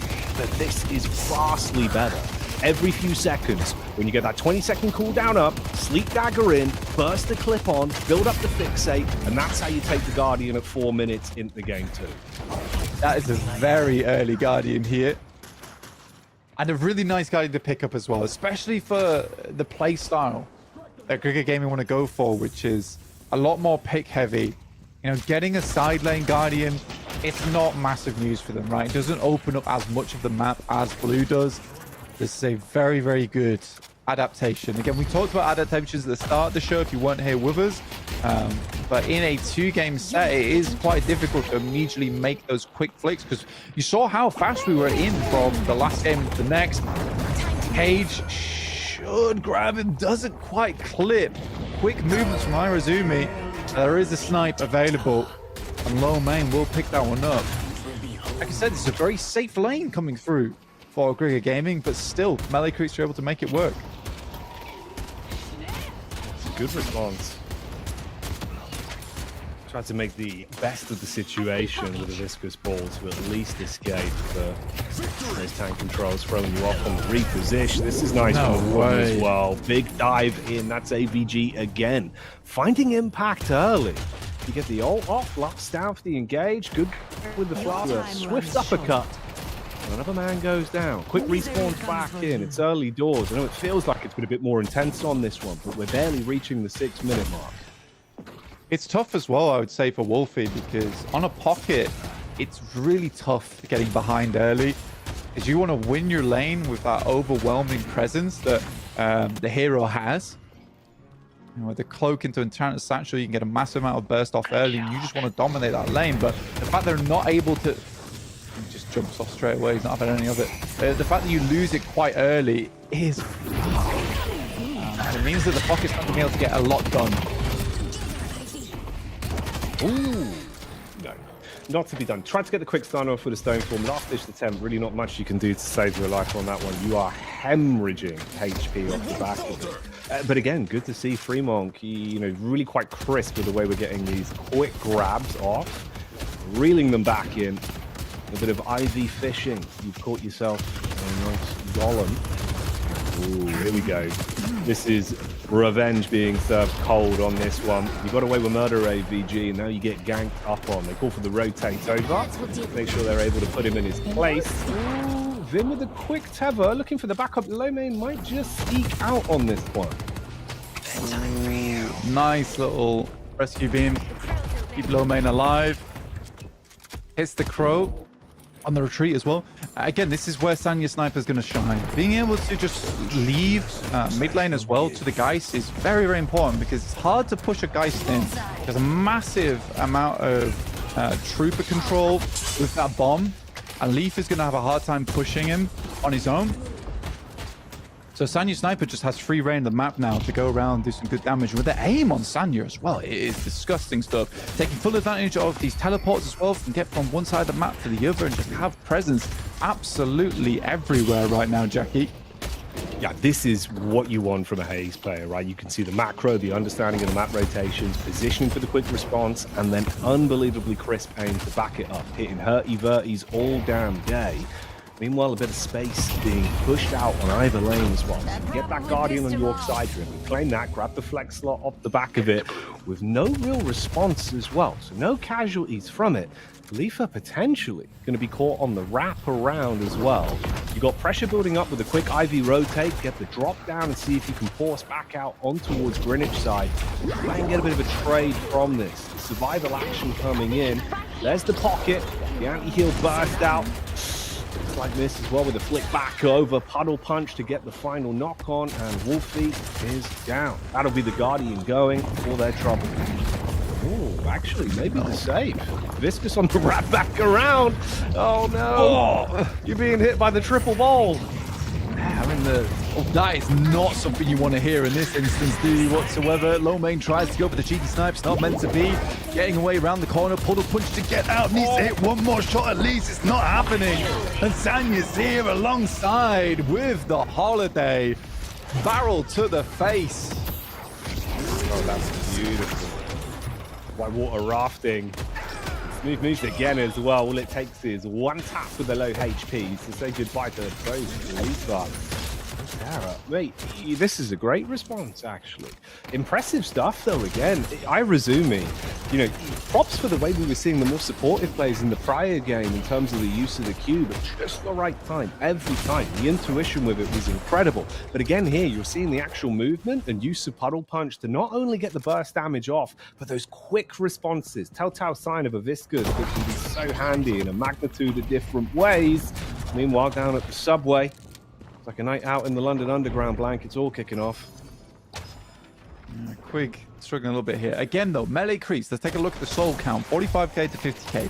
It's not horrendous. They still have yet to find a Guardian as well and get that global souls. Poshy Pop. Getting away with his life here. And that's buff control in Grigor Games' favor. Heading back to Midland for the customary heal is nice. Wow. Oh, the burst on that. God damn, it's like an overfilled balloon, mate. Absolutely popped. Forces him off. Leafer not able to get his hands onto that soul land. And the quick rotation called in. Sanya's wrapped him around the backside. Sleep Dagger again. On point. Good connection with the headshots as well. Getting the damage off. Trying to build up the fixate. Quick reposition. Slide on back. Using the smooth moves, you get the Yamato pop and the ultimate as well for the chase. Good grapple into the damage. Alt fire connects straight in the face of Ivy. So you're starting to get burned down. Quig's got to back it up. And they're getting so much from this. Not only the pickup on the kills, but the physical pickup on the urn as well. The path's been dialed in, already going for the sprint passing blue lane. Still harassing on York as well. Leaf is trying to make something out of this. Nice headshot on the drop with the stomp as well. Look at the burst, bud. He's going down. Fremot's out. Very, very nice stuff there. There is a capability of response here coming through from melee creep. Slight miss on the snipe, which is rough. But the urn hasn't been handed in just yet. And that's good news for melee creep. Spirit shielding, saving the day once again for Lo Mein. In goes the Yamato, taking that quick opportunity to send in the urn. Last stand is out. In the meantime, Saya's attempting to take a Guardian. Forgot to bring the troopers with him. Getting the chip damage off. Flask round the corner. That one expired. Teammates will make the plays. Ooh, trying to get the binding word into his grasp. But yeah, you've got a pinned in place with the Geist. Has the ult in the back pocket, so you don't want to step within that personal space, though. Meanwhile on York, finally, there's been a moment of respite and actual aggression to come out from the side of melee creeps in their favor. He's been back foot the entire time. You get the swap off. Here's the slide in and chase him down. Goodbye Fremont. Burnt to a crisp and off to the Burns ward. Lovely stuff coming through from melee creeps. They pick up not only lane 1, but they also grab Blue Guardian as well. Oh, really, really nice stuff coming through from melee creeps. A lot of time wasted over towards Urn there, and melee creeps definitely take advantage of that.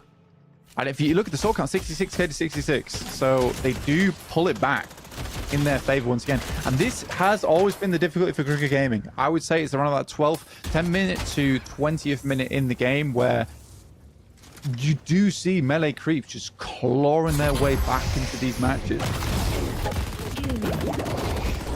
Ow. The duo chase.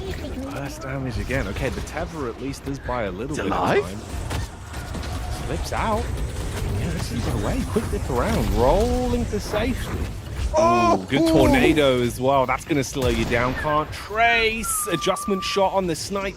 It's a miss that won't quite get the burst you were looking for. Trying to flick that one back around. It's rough at the minute. The Tether's been useful, but the snipes need to match the same level of output. York continues to be a bit of a tussle as well. Space created towards mid lane. That's going to be the rotate and a window for Sanya to roll in, clear out the tier 2. Make sure you can't actually group up on this. Take the Sinners to boot off the back. Hang on. Ivy looking for a bit of info from it. Close by. 4-man squad there coming through from Grigger Gaming. Yeah, really nice though on that holiday. Heather to stop the jump pad from coming through into the tornado, but that should be the end of AVG. Again, you cannot understate these sleep daggers. They have been awesome this entire game. Anytime we cut to someone's POV, there is a 90% chance they are slapped with the way he's been getting these off. Trying to harass as well, re-engaging onto low main, and that Vindicta in a position that you can't really defend. Doubled up, the burst damage is good. Going to be able to focus a bit of damage back onto that Guardian with the safety of knowing Viscous has the self-heal for the cube. And Hayes is still here. Sanya hanging around just long enough to continue to reapply the pressure. Ultimate thrown out as well from the pocket, off the back of it. Oh, the quick thinking with the case, send it up, get the TP off and dip out of there. So last stand did damage, but it's the IV for the fine. Wolfie will eventually go down for the troubles. The fight it is, it feels like a bit of a stalemate. At least a bit of a benefit back over towards the wall to be able to pick up the spirit buff. Ivy's still alive on the awkward encounters. It's a bit of a Benny Hill situation we're starting to get. Unbelievable scenes. It's really hard to keep up with here. Low main finds Freemox somehow. Zaya's still alive. 220 HP coming through for Bandwise. Fly true. Right, quick scope. Ooh, the cube! Instant cube up. You just shoot. Buddy, that's not going to help you in this situation, but luckily Lisa's here to try and get the burst damage back. Sets him ablaze and he will go down. But this is called all-out carnage in the lane now as everyone's climbing around and looking to try and assist on it. Knock off on the zipline. Low health. That gives you the free execute. There's the snipe you were looking for. Shut down on that one. Back it up, hey, San. You can't afford to get clacked in position by the binding word. But with the help of the holiday, a chase onto Posse Pop could be good. Looking for the damage before the TP comes Straight in. up to Earn as well, and they pick up the Earn on that. Incredible macro coming through from Melee Creeps once again. And it's just this sense of the game that Melee Creeps have over the top of Grigger Gaming at the moment. Just really, really nice play. A lot of damage done coming through from the Warden as well as the Mirage onto that Walker, and they will pick their first up for the game, all while having presence over towards that Urn by being able to TP straight across with Traveler. Very impressive. Very, very impressive so far. Again, despite a lot of these engagements feeling really good for Grigger Gaming, it does still feel like they're on the back foot.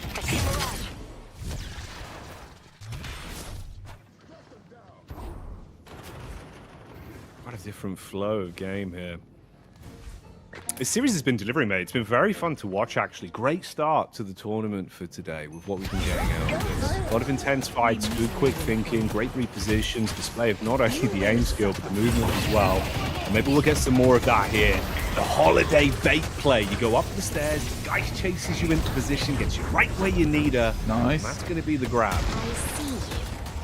Almost lovely there, but an immediate reset coming through This is just from Grigger Gaming. Tether into Alk Fire, into the airdrop. That's a nasty combination to be fending up against, but Grigger Gaming have a lot of self-heal on board with Goo Cube, plenty of rescue beams, and they're going to go for mid-boss off of that. Slightly dangerous. AVG still up with last stand, as is the combustive concussion. Let's see if there is a play to be made on this. You got the Ivy on the slide down first. Bunzu Bomb goes Hello. out, quick reposition. Last stand thrown in. The stun, or at least slowing them down, but there's the punch. Rejuve's going to be claimed. Slipped on over as they'll grab that one from right under the noses. Poshy Pop building off the back of it as the shots are landing.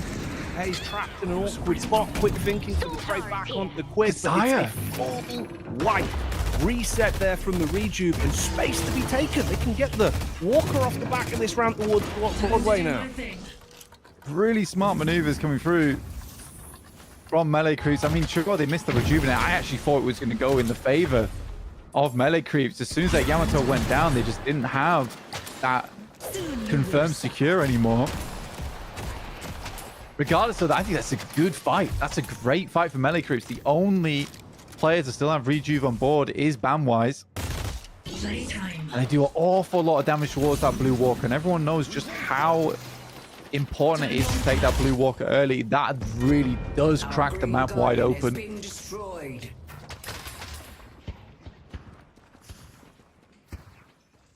Like a very soft egg.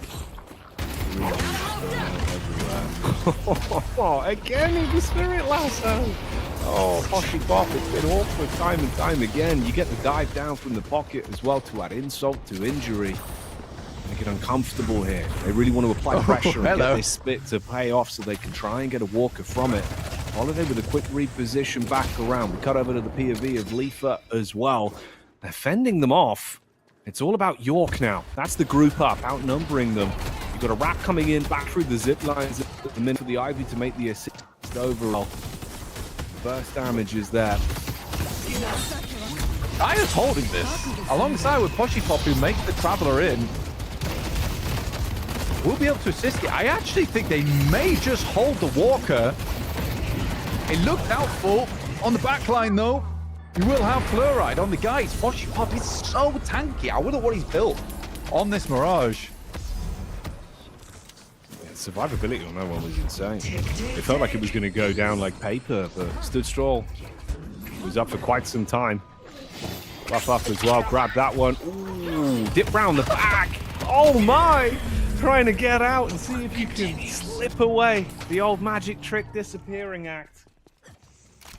It did feel like Sire was getting out of that one as well. Very cheeky stuff. Catch. And in the hands now of Grigger Gaming. Going to head that one over.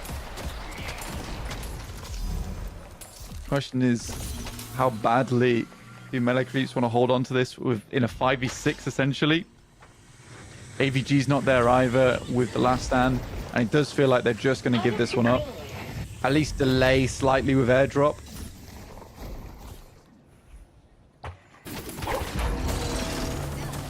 I'm gonna take them apart. Headed to blue. Damage is good. See where we go from here then. Starting to heat up with the action on this one. Holiday with the shots across. Ooh, calling for the mass group. This is looking to be a bit of a big one for the ending over. There's that Greenwich side Walker. They're not going to lose Walker to Troopers. Come on, Grigger Gaming. Headed to yellow. I was just going to say, Jackie, it really did feel more like Melee Crews was waiting for Grigger Gaming to make a mistake and then capitalize off the back of that by taking Blue Walker because it was already so low. But losing it to Troopers is a nightmare of a scenario.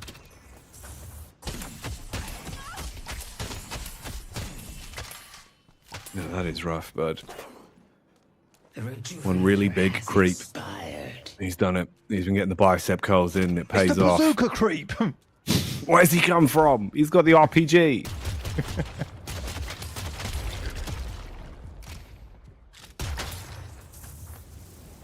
Things have started to quiet down a little bit here. Trying to get Leafa into a slightly better position. Soul count still in the favor of Grigger Gaming, albeit by like 2k, so it's really not a lot here. Likely just waiting for a favorable fight. Empty pocket. And again, you sort of understand why melee creeps are really only allowing Poshy Pop to be the one who plays off to the side so he can get into the action with Traveler or escape with Tornado. They're very worried about the sleep dart into Lasso. I mean, they've been suffering to that quite a few times so far in a lot of these engagements and making a lot of these fights into 5v6s, pretty unfavorable trades for them. Overall, macro has been slightly better over towards melee creeps, but that's been more opportunistic off of plays made by Grigger Gaming. Speeding up. Salvageable plays here, Jackie. I see Vindicta. Let's see them. Just how much can they salvage from this? Headed to Greenwich. Waiting for the setup on this one. Call him off the back of the ping for the rotate. You got the audio cue. Quick dip out from Empty AVG. pocket. Majestic leap away. He doesn't want to be caught with his pants around his ankles. It's a nice carbine across, at least to slow them down and get a bit of a chip back onto Wolfie on the pocket. Go yellow. Potential setup back round towards Poshy Pop as well. They were looking to try and push this up a bit, get the wave moving round on York side. That Mirage sustain was so annoying previously. It really feels like he is a bit of a wall at this point. Yeah, honestly, now with Wolfie being able to pick up the Spirit Burn as well, that's really big news for him. You know, Pocket, they have a huge amount of burst damage coming through. Just with Satchel into the ultimate. Having Spirit Burn on top of that is going to very much shut down melee creeps. If you can get a 3 to 4 man, like that is going to be gigantic news for Grigger Gaming to be able to assault on top of that. Because they do have a lot of cleanup. They have a lot of cleanup on that team. Your time. I see Paradox. This is just a taste of what's to come. Steal away the camps. Set yourself up with the additional souls to play with and just wait for an opening to be presented to you. Don't put the first foot in the wrong place. Paradox potentially may be caught. They're looking to engage. Dive in with a quick damage. Oof. Trying to get the arm back across as well. You can Holiday on the rotate to the lower side and the subway. That's going to be the ult thrown out. Last stand, and here we go. They're revving the engines now, looking to try and full commit to the fight on this one. See if you could peel away a few picks. Low HP bar starting to appear. You get the elevated angle for the Holiday. Fremont looking for heads. Meanwhile, up close, it's the Geist instead, ripping away with the revolver into the life drain. That should be a finish up top on the rooftop as Poshy Pop is eliminated by the Viscous. It's a good first pickup. Try and commit back around towards the theater side as well, and Cyan cannot get away. Paradox removed. The knocks keep on coming. Down to just 2 players left at this point with Leaper and Lomain. Quick snipe on the fly back. So low on health, though, that you can't convert from it, and it has all fallen to bits. That's mid completely open now. Yeah, really quick thinking as well. Immediately, Arazumi's over towards that urn, and Mid Walker getting taken down. And this has been a clinic coming through from Grigger Gaming. And not in the clinic in the sense of good play. It's been a clinic because the raw rescue beam's survivability has been absolutely unbelievable. Probably getting GP appointments on the day at this point in time. You'd need one. Go and visit some sort of private doctor with how this is going on. It's absolutely horrific. Leaper back in action. The last stand of the man that survived for so long, looking to try and use delay tactics to keep that Walker in play here. Throws out the ult, looking for the tags with the dots and clearing the wave successfully at least. Defend them further back, and it has bought time. Half HP on the Walker, it still stands. Yeah, I really don't want to give up that last Walker there and give them another flex slot across. And hold on to it as much as possible, or at least just the soul count. It will go down just to troopers, and despite melee creeps have to give it up.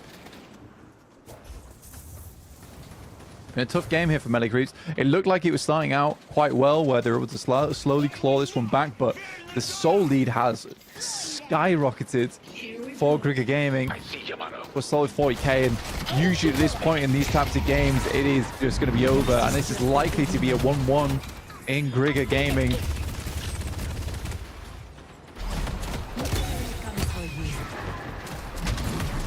You think so?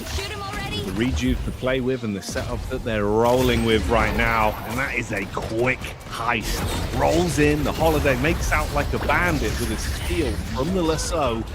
Going to be the cube thrown back out as well for the survivability. Keep them alive and keep the nuisance in your front door. Good damage back across as well. Yamato on point with the slash. Everyone reeling from the engagement.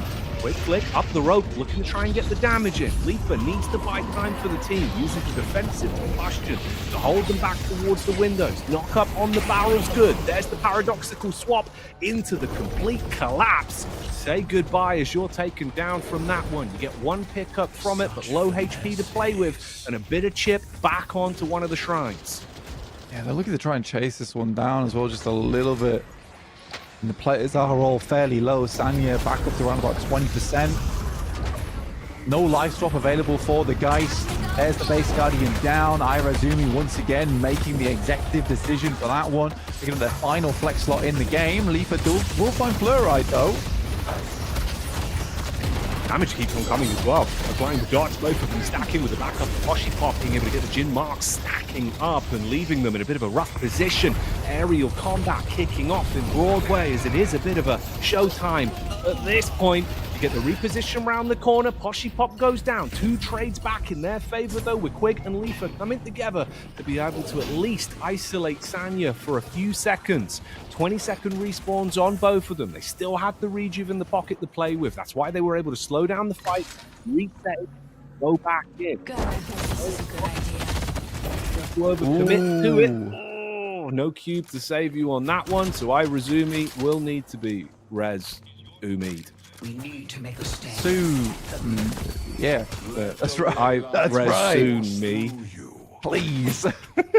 I think overall, for melee creeps, I want to see more of those debuff removers across the board because honestly, it really does feel like if Wolfie hits a 3-man ult on the pocket, they suffer because of it. They're just not getting that healing coming through. The survivability is just in the bin after that point. Unless, because you literally cannot debuff remover the ult, but you want to debuff remover the spirit burn, because that's what's really hurting them. Because a lot of times on these big engagements, pretty much Grid Gaming's just waiting for Wolfie to hit that ult. Nice pick off though. Into a follow-up. Oh, mate, hang on a minute. The chase kicking off. The F1 assault from the Fleetfoot Warden, spotting you down. But the shoe might be on the other foot with a quick knock-up. Slight stun on the mantle. That's 2 conversions from it. You've been able to open this one right up now. 75 seconds on the clock for both of those muddied spawns. Meanwhile, up on top of the bridge, Leafa fighting for his life with the smooth moves. Able to keep it up for the trade. Wolfie goes down in response and the fight continues. Hey, let him up! Cannot get back up on there for the time being. Gets swung back down. Poshipop doing his absolute best to stay alive in this situation. Crimson Slash comes through. He's just about down. And for Grigger Gaming, that might just be it right there and then. It looked like it was all popping off. Leafa ducking, dodging, diving out of the way from Wolfie.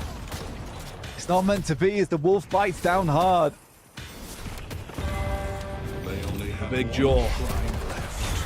Gonna convert. That trade makes all the difference. Great cleanup. And like you say, overall putting themselves into a fantastic position. The patron blessing them as well. Centers up into the mid-side, right nearby. So it's going to be a far shorter time again on the drop. So the blessings in their favor. 3 seconds.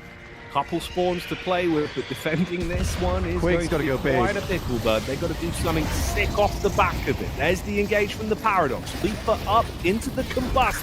You're trying to hold them back. You back across onto the guy. Bullet dance. It continues. Oh, the bullet dance starting to rip them to pieces by Quig. There they go. One by one they fall with the damage being applied onto the patron, and they are done for. Grigger Gaming trade it back, and we go 1-1 in the series. Really, really good stuff there coming through from the boys on Grigger Gaming. I honestly, very, very impressive. Very, very impressive.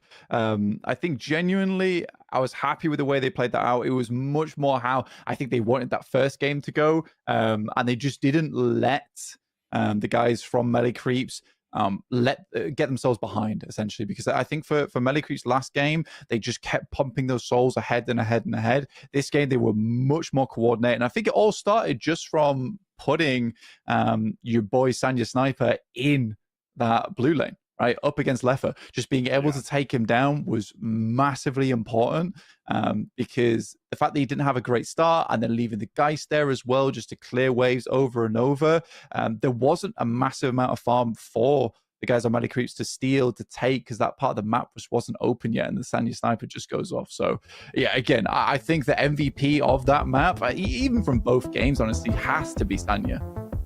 Yeah, it was fantastically played. And again, you know, a lot of the things, the parallels that we were drawing as the previous matchup in terms of the rotations, the carvings, but more importantly, the actual aim capability that we were seeing.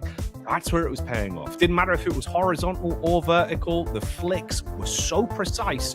And overall, it felt like the team play this time around matched that from the whole squad as well. Great setups in the way that they would mind game into some of the fights, using the rotates to catch people off fantastically, and just some really cool engagements on that one. But that delivered with some spectacles from start to finish.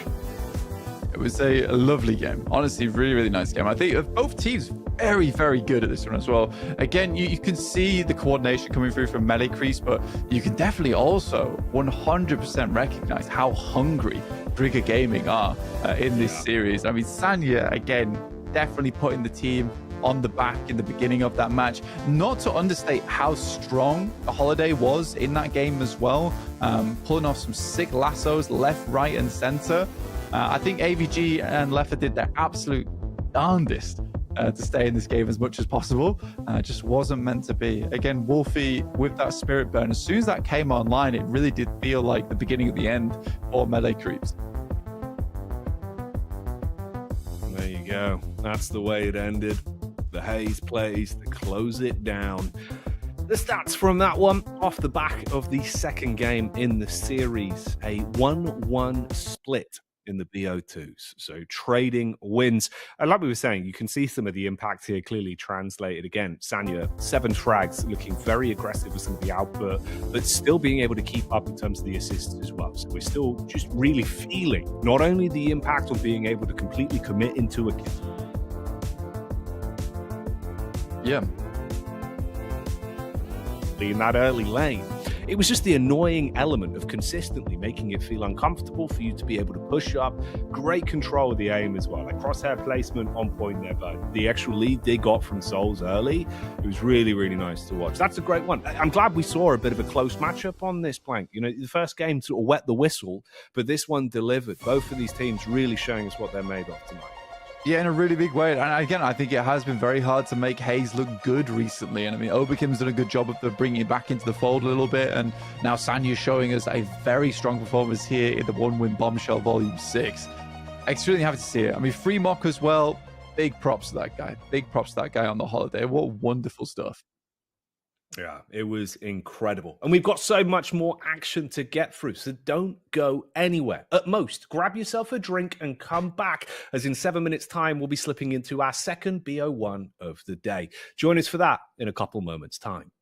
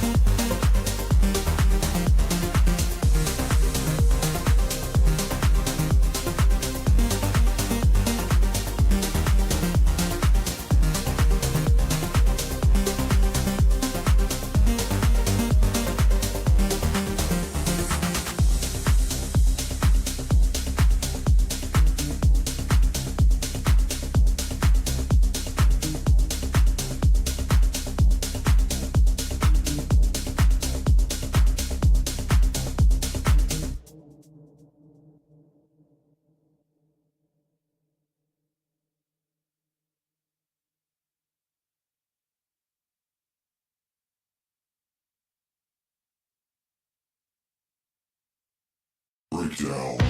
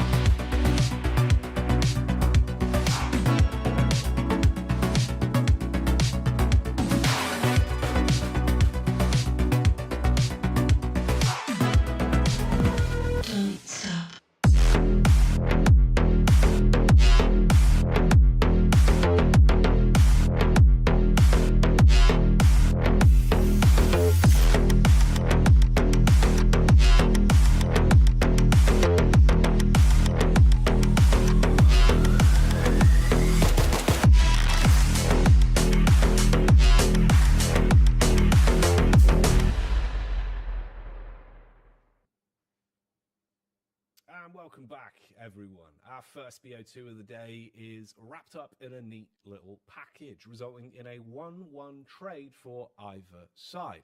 But of course, Blank, that's just the tip of the proverbial deadlock iceberg that we're going to be exploring today. We have a lot more to get through, and we can start to set our gaze on game 2.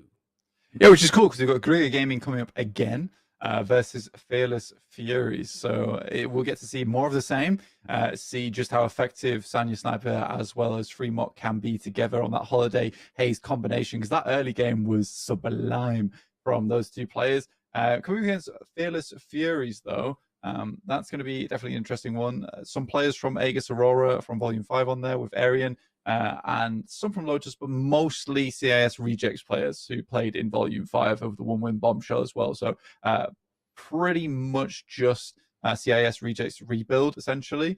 Not names that I'm super familiar with, so I'm excited to get into this one and see these players in action, honestly. Yeah, dude, I think it's kind of wet the whistle for the quality of games we can expect over the course of this week. It put us in a good mood with that one. It was a great start. A lot of intense action early game, good finishes to both of them. So if you did miss it, I'd actually recommend peeping that one on the VOD when you get some especially time the second game. Viewers at home. Yeah, that was a banger, bud. Yeah, massively. Again, I'm very excited for this next one. I'll see if Guerrilla Gaming pull out some of the same. I'm imagining Fearless Furies will have been watching that first match. But again, with these best of twos, likely what you could be doing is basically bringing allude to a card game here. You bring your deck to the table, realistically, aren't you? So your pre-made deck, and you're going to run with what you're going to run with. I mean, making serious changes at this point in time is going to be difficult. But look at this. We already have our first draft of the first game coming right at you. At this moment in time, it's going to be now. Oh, there it nice. is. Well timed, but that was good. Your production magic. Lovely stuff. Right, well, we got our bans out the way instantly. So Viscous being banned out by Fearless Furies. Guerrilla Gaming going to be taking away the Holiday. And first pick will actually be a Calico this time around. Yeah, pulling that one in the bag. I think that's been like one of the first bans that's come through a few times. Guerrilla Gaming actually banning the Holiday is fairly interesting here. Because the first ban was for the Viscous coming through from Fearless Furies, so we won't be seeing Irazumi on that one. And again, this somewhat breaks the deck, we could say, honestly, for Guerrilla Gaming. So I'm very curious to see what they bring out here, because it's going to be something a little bit different. Starting off with the McGuinness, I mean, she has seen more success in recent days, man. Again, I've been really loving a lot of the heal builds. I played with a fantastic McGuinness the other day who was a little bit spirit, a little bit heal, and it can be phenomenally game-changing. And again, Wall is one of the most underrated abilities outside of esports, I would say. It's incredibly strong in terms of lane control, in terms of just the stun it provides and blocking players off. I think if you're very, very good on a McGuinness, it can be a very surprising pick. But for it to be the first pick as well, it's wild to me. Yeah, no, that is incredible. There's been some cooking going on in the kitchen with that one, so we'll see what they're actually going to be pulling out and what the theory is in terms of the build we're going to be seeing rocked by the McGuinness. But you're right, man. The potential denial that you can have with that McGuinness wall to set up or completely deny fights, saving teammates again as well. It's a unique style of gameplay, you know, kind of akin to what you get out of the Viscous Cube with the quick heals, where you need that instantaneous thinking to save a teammate's life. It can be problematic sometimes. If you're in my ranked games, I've seen you. But it shouldn't be here. We do get the next few picks coming in as well. So Vindicta back on the cards once again. This time around going to be thrown into the mix by Grigger Gaming, and a Geist picked up by Fearless Furies. Yeah, so a lot of frontline pressure, I would say, coming out from Fearless Furies so far already. But Grigger Gaming with something special, I would say, on the cards for us. I mean, wall into Vindicta Tether is going to be pretty terrifying to play against, I would say, overall. So I'm very excited to see how this one plays out. And again, I'm hitting you with a JK here in terms of that Grigger Gaming is not going to change things up too much, because seriously, they're bringing something new to the card. And again, this will be, I believe, the wrong draft, I think, was the call I heard. So we'll go again. We'll go again in a sec.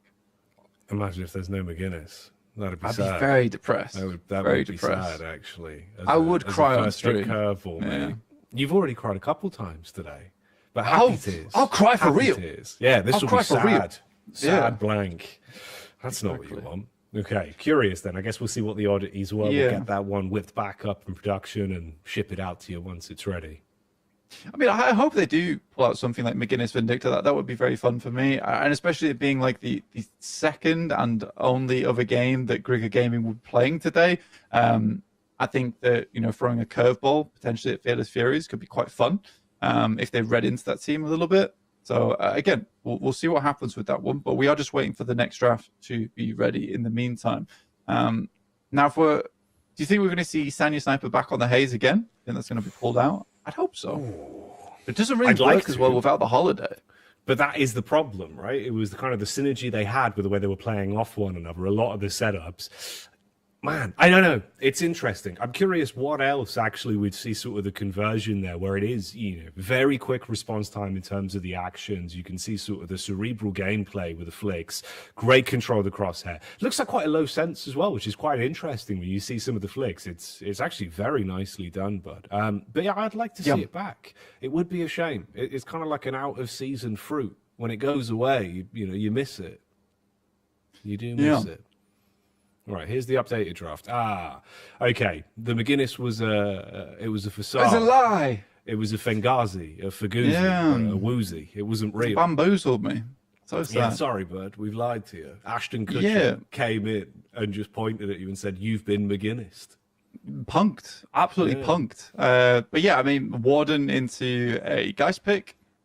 It's fairly reasonable to me.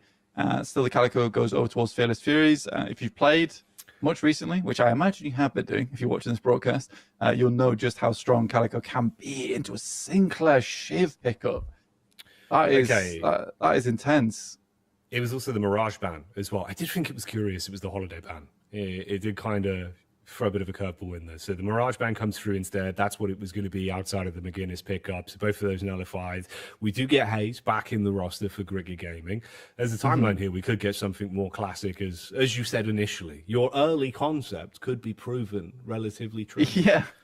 I mean, there could be a holiday thrown in here into the base. I mean, I wouldn't mind seeing a Kelvin or an Ivy on Grigger Gaming. More likely to be the Kelvin, though. Because that has a lot of synergy coming through from those players. But Sinclair pick up in towards the Warden. That's slightly terrifying. It's not something you want to see if you are Grigger Gaming. So not being able to ban that out straight away is a bit rough. Especially if you're going to go for Warden first pick. You'd imagine you want to go for Sinclair first ban. But if they're happy to play around it, they're happy to play around it. Kelvin gets banned out by Grigger Gaming and Yamato from Fearless Furies. So I would say some very targeted picks there from Fearless Furies on towards the Goo Cube as well as the Yamato coming through. So Viscous not in play. That does limit some of the survivability, because I think a lot of times those fights, the reason that Grigger Gaming was able to, you know, just keep pulling the Rocky Balboa and getting back up again was purely off the Goo Cube. Yeah, no, it genuinely was. Like, Goo Cube into Rescue Beam combo with how smooth it was in terms of the timing of getting it off. There was some unbelievable saves on that one. It was ridiculous, the amount of the times you were seeing sort of, you know, sub 200 HP getaways. So props, but obviously not going to be happening here. Can't have it back in the mix this time around. Nice to see Shiv making a reappearance once again as well. Yeah. We had it Shiv game 1. There was some nice plays, good use of the execute. Obviously, back on the block. We'll see what Fearless Furies can pull out from him. Yeah, I mean, overall, I do like a Shiv pick anyway, but going into a Lash here, Oh, that's a nice pickup coming through from Grigger Gaming. I do like that. We saw how much work Lomain was able to get done there. That might replace the Holiday, potentially. I think you do have some decent frontline there with the Geist anyway, so you could probably still pick up the Holiday going into Grigger Gaming and just be an overall combo team. Fearless Furies. There's a lot of potential as well for the Sinclair now. That's the only other thing, right? You get the blessing release, you've got the Lash dedicated, but Warden and Lash, that's two big ults. Hell, man. It's big. Sorry, I was just saying, we've seen a lot of Sinclairs nowadays building Magic Carpet as well into these types of things. So you have Magic Carpet into Warden Last Stand, Magic Carpet into Lashel, so you don't have to worry about having to get height there. That's pretty intense, pretty amazing. So, yeah, worrying stuff for Grigger Gaming. Also getting the Wraith out here for Fearless Furies, which it's nice. It is nice. I think they are creating quite a nice build here. They do need some pick potential though. Right, they need a Paradox, they need a Holiday. I mean, they don't have Lash anymore. I would not mind a Moe and Krill. Honestly, I would not mind a Moe and Krill. Ooh. Cheeky bit of combo thrown in for the grab, synergize off the back of it. Yeah, all right. That could be kind of naughty, actually. It'd work in the comp. I see where you're going with this. Mm-hmm. Gotta wait and see what Grigger Gaming does, because I think it is dependent on what Grigger Gaming picks up next, because obviously they do have their pick hero straight away with Lash. It is dependent whether they want to push anything else in there. I think they would be, I don't want to say they'd be silly, but I think that they would be wrong not to pick up the Holiday with Freemark. I think he was so fantastic on it, and being able to lock a Wraith down or a Shiv down where they're not able to do anything, that's really big news for Grigger Gaming. So there's the Paradox coming through from Fearless Furies. We were imagining going to see a pick hero at some point, and there it is. Getting that on board there will be very nice, especially for getting characters into range of Fearless Furies, because they have a lot of follow-up, right? Calico with her combo, with Return to Shadows, as well as Leaping Slash. You've got Telekinesis coming through from the Wraith. Like, there is a huge amount of follow-up. Even Hex from the Sinclair. So swaps will be very beneficial for Fearless Furies. Yeah, that's a nice grab. That'll put them in a good position. We'll probably see some nice grabs as well with the paradoxical swap. That's the whole concept here. See if you can actually go a little bit sort of paradox fishing, reel them in, and then set up the rest of the teams to see what they can do off the back of it. More interesting in terms of the flavor we've been getting this one. It's a bit of a different sort of type vibe on the beat. You know, it's a lo-fi beat we're getting here, Blank. Last time it was a bit more sort of garage. Yeah, it was. I think that would check out, honestly. I listened to a lot of garage in my time. Yeah. Okay, here we go. All right, so Bebop final pick. You get the Ivy Holiday combo for Grigger Gaming. That's kind of what I expected with the Ivy, at least, and the Holiday as well. So we kind of pinpointed down what Grigger Gaming were going to do, which is nice to see. But Fearless Furies with the Bebop pick, that's interesting. There's a lot of get in your face type of deal. Like, you know, there's going to be a lot of swaps going through, a lot of stolen characters. So Grigger Gaming might want to be a little bit careful there. I think that what's going to happen here is a lot of initiative coming through from Grigger Gaming on these fights, because they let Fearless Fury set the tempo. Tough times ahead, I would say, for Grigger Gaming. Yeah, that's where it's going to get awkward. I will say, though, I think especially into Game 2, it felt like overall synergy in terms of the rotates and setups with the way they were playing off one another. The comms looked clean. Game 1, there was a couple moments where it felt like it got a bit hectic. They were thrown into a few fights where maybe they were slightly overzealous.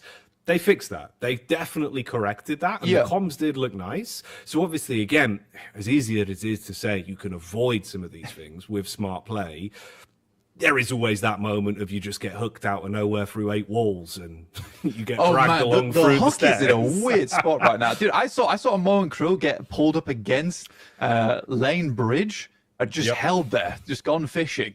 It was fishing, mate. It's horrible. A nightmare, bud. It is a nightmare. Because it's such a stalemate as well, where for the Bebop, it's like, well, I can just hold this for a bit and just leave you there dangling at the end of the rod.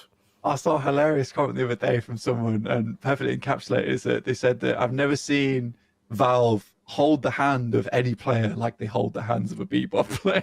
It's like directly after he'd hooked someone through 3 separate walls. And I was like, yeah, I guess so. It's fair enough, but Bebop is like the druid class of Deadlock, you know? He just gets the special treatment. Like, you know what? We fixed the hook, but we didn't really.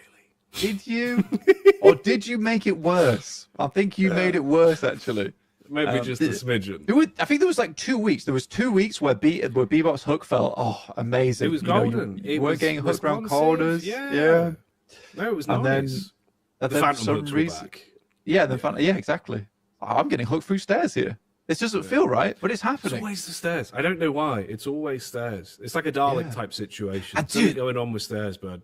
These Bebop players have figured it out as well, haven't they? Horrible creatures where like, I can hook through stairs. Well, that's all I'm going to do now. Any advantage. I swear. No hate to It's the gotta Bebop be players fun. in the chat, but come on. You know who you are. You, the viewer at home. But strap in, as we've got more action to guide you through. We are back. Series 2 of the day. The Furies up against Grigger Gaming. And we can kick this one off. Remember, guys, BO2's here all day through. A lot of action to get through. Many more games coming up. But we can kick off our second series now and see how it's going to go down. Slightly different flavour of compositions. A lot of potential counterplay in this one. What are those openers going to be looking like? Let's see what the laning is going to establish early on here. I do like the Sinclair Wraith lane. It's Paradox Wraith lane, sorry. Yeah, I think that's overall a decent lane. You get a little bit of pressure coming through from the Paradox. Wraith is fairly weak earlier on, so you do want someone to be able to babysit and do a bit of that oak damage so you don't get pushed under tower too much. I do worry for Sanya though. Sanya going into this Bebop lane, one hook and it's over, right? Not a lot of escape potential, extremely squishy character as well. Rough stuff. You like this, Jackie, by the way. Lightbringer earlier said, I remind him of Howard Moon. Which hurts. It hurts. Yeah, well, no, dude. What might they? You're going to bring out Stationary Village? It would be in the duo. I think I am within scenario. You've got the pocket squares. I've seen them. Your little patches. You got the survival patch on right now, haven't you? Freezing. Oh mate, the deadlock crimps will be coming. Don't you worry about that. We're cooking them up. But yeah, no, I pick up what you're putting down, and that's not just a sort of pseudonym for a game of domino playing. Sanya Sniper is in a bit of a predicament in terms of the way that this could go early. I'm curious to see what the counter is. This is a nice readjustment from the guys, though. Great use of the slide to get the extra chip damage in off the back of the unlimited mag. That was clean. Yeah, I do think that what we see, at least from Sanya and Fluoride in this lane, that they have just that overwhelming pressure. I really like the way they work the bridges, and it's interesting use case of the buildings on top of the zip that goes down toward Lewis, right? Really nice stuff. That Sanya takes advantage of a lot, and it's a scary position to be in, but because Sanya's able to provide so much damage from that position, just stacking up the fixation, it's forcing the Shiv and the Bebop to play quite scared in that lane. If you can keep them on the back foot, you make your life so much easier. Starve them out for the early build of the bomb stacks, make it uncomfortable to get the hooks off. Lower HP. Can't quite go for those quick engagements with a risky hook into the instant burst damage you can get out. Push up deep as well around on Greenwich side. You've even got the flank round the back from the Paradox, so you're able to get into a bit of a better position here to try and make it awkward. Good build up of the fixate. They're both very low. 18 seconds on the sleep dagger before the next one can be cast out, but this is good. Bullying the lane. Surprising to see it go this way early, actually. Again, this is really what both Sanya as well as Fluoride really want. Cancelling the healing right as well. That's big news for Fluoride. Because realistically, in this lane, they just want to take putting that sleep behind the Guardian. Honestly, disgusting. From here, I see the magician. All the daggers have been. It's been so crisp the entire time. Great understanding. Meanwhile, back over towards York, we've got a bit of a scuffle breaking out as well. They were pushing up deep. The Holiday was looking to get the chip damage in, slapping the face with the Calico. Ooh, there's the first. The hook does go in, but it just draws the Geist into a quick parry on the Guardian and allows the response from Sanya. Ultimate into the slide down connection. Say goodbye to your Guardian. Another 4-minute take. Really, really good stuff coming through from the mid lane. Now Fleury's just going to sit there, and it works out really well. 3 mucks down, though. Eternity Shadows escaping from the cage. And a stolen last stand coming through from the Sinclair. 3 muck, not too happy about that one. Going to reconnect. Ping problem. I had 1 extra ping. That's why I got caught. Makes a world of difference, bud. Heads up, I don't believe in it. man. Well, hey, it's not real. I don't believe in it. Latency. What do you mean? It's not real. There's no wires. Wi-Fi, bud. You will suffer. You know, every time you lag, it's actually just because there's a shark nibbling on This is the just the beginning. Yeah, obviously. yeah. I've heard exactly the I'm same. glad you understand, yeah. Yeah. And they keep the internet in Big Ben. It's just a little box. Time runs short. I see the robot. This is rough. And they're used to the hyper beam at least to try and push the lane back out. Yoke coming in handy with how pushed they've been for so long. Problem is, you've got the flank in the back. So the Holiday able to get into good position. Gets the burst damage back off. So you might have pushed out the single wave, but again, it's a reset back on the Bebop and more freedom in mid lane. Yeah, and a quick switch as well. I really like this because immediately you can have Stanya heading over towards lane 1 here up against the Sinclair, and they're looking to capitalize on this. In comes Fluoride as well. Will be Nakaman taking down Iradumi on that Ivy, and it's looking a little bit worse away on the other side of the map. Wolfie's down 2, so that's a double. Wraith getting a little bit ahead here, 5.5k, but very low. Slightly unlucky trade that we didn't get to watch what happened. Wow. God, I hate Calico. Yeah, incredibly annoying. Sustainability, frustrating plays that can be made. Fremont continues to reign terror as well on the Holiday. The Bebop being penalised in the mid lane. Just can't get the space. Can't find those stacks either. Just consistently keeping your distance, but being able to grind him down. That robot's gears are going to start to jam up. Meanwhile, battle continues. This bout between the Magician and the Warden. Always posturing around one another, not wanting to overstep the mark. But going to hit back off onto the Calico and rejoin the action on Greenwich as well. Quick reposition, using the slam back down to get out from the damage zone.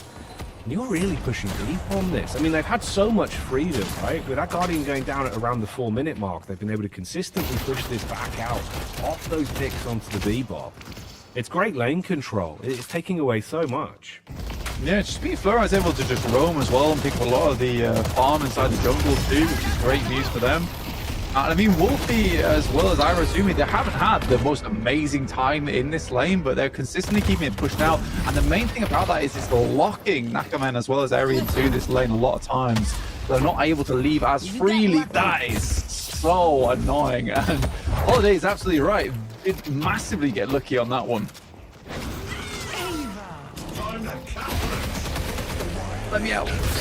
Yeah, the catch from the warehouse, the hyper beam tag for the slow, the response in from the Calico. Ooh, hello. Last time popped off though, you got to climb quick. Pop the ultimate to get to the safety zone. Good use of the rescue beam. Ult wears off as well. And now it's my turn. Sinclair goes in, steals it away, gets the damage off. You can use that for the quick clear on the lane as well. Ooh, life strike. Back over. Looking for the swap, gets it off, and Fremont puts the pressure back on Sinclair. Bebop arrives on the scene, but he's left as a pile of nuts and bolts. Yeah, great cleanup there. Much need in that scenario. They might lose Blue Guardian for this, though. There is a response coming through from Bandwise, heading over towards the ship to prevent that from happening. Wolfie going a bit more into the Flog build this early on, picking up the Quicksilver reload early and getting that in view on Flog. And I think the reason for that was just because, again, Wolfie wants to put a lot of pressure on that lane, not allow the roam to come through from that Wraith. In comes the Death Slam. Does get one, but the Wraith is able to TP out of there.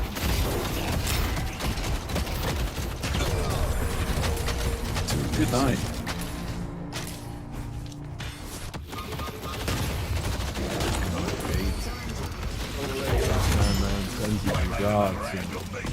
finally being given a window of opportunity off the back of the skirmish that's been continuing for years. They're able to push up, but commit off the back of the pressure on the Guardian, so you can claim that one.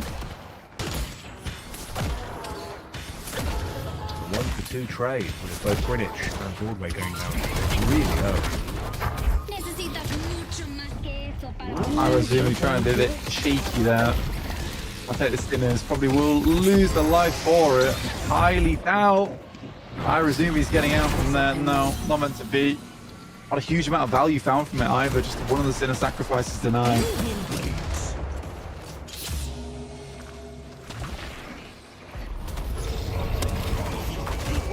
Paradoxical swap off onto the Warden. Finding word at least going to pin you in place.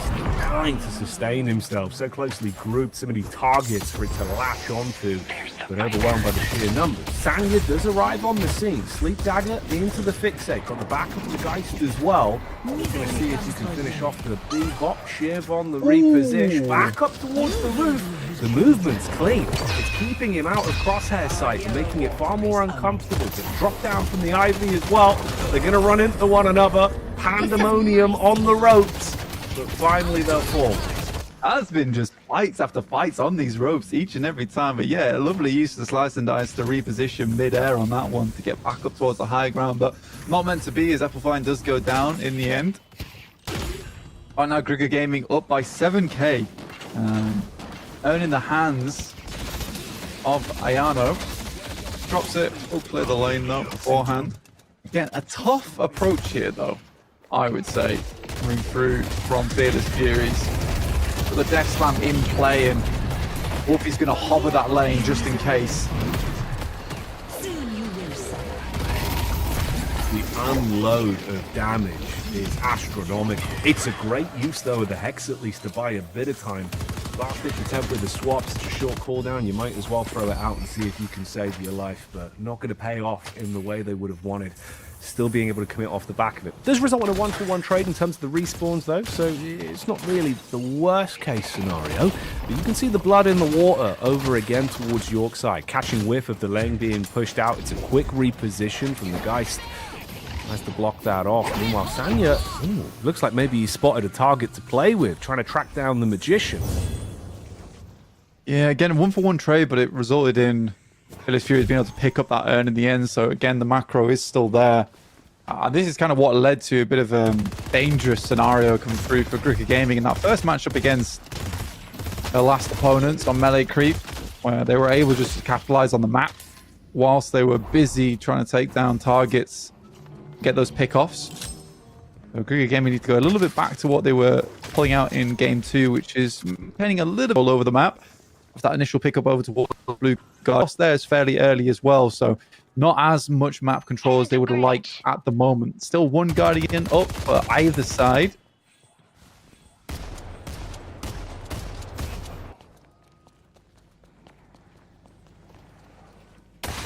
The numbers on this one. Heavy grouping down on Greenwich. That's nice. Stand called in. Great lift up from the last shot to commit off the back. So low on health. Just got to get within the radius to commit onto that. But the Bebop sliding out.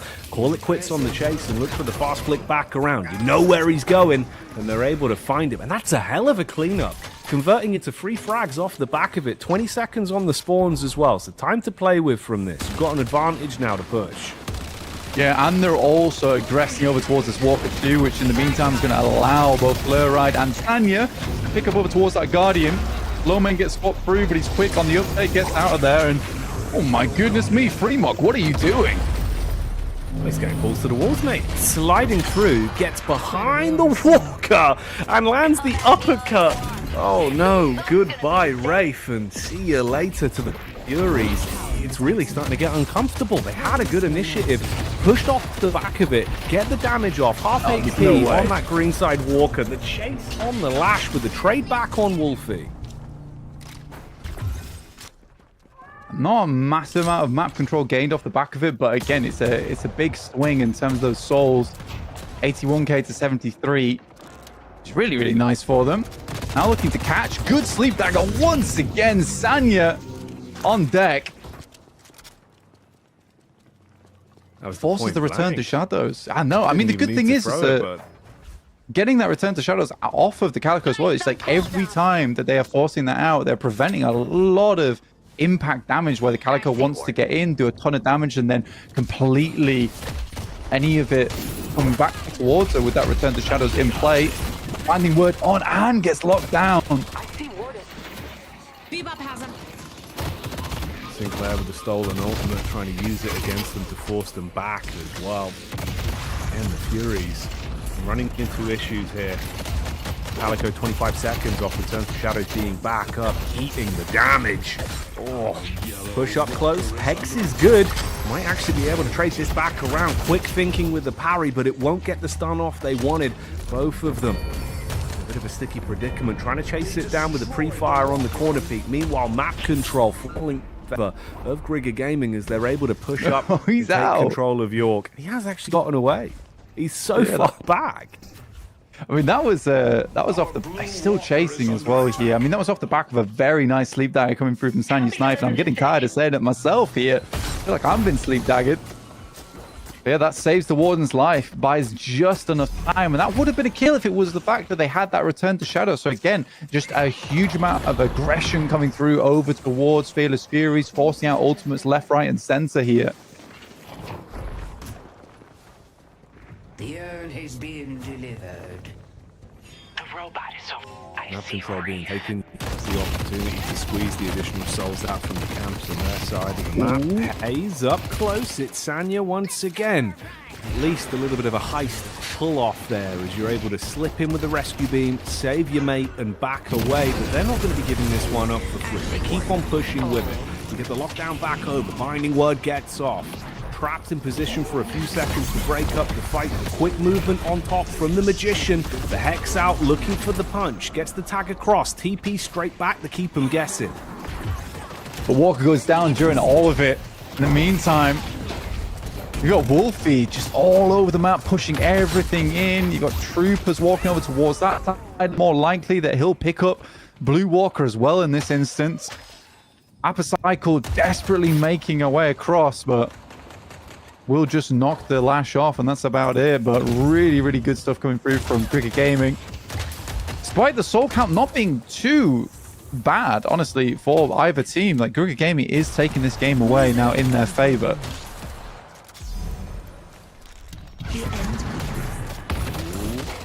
Bebop on the chase now. Backup has arrived. The cavalry was in position.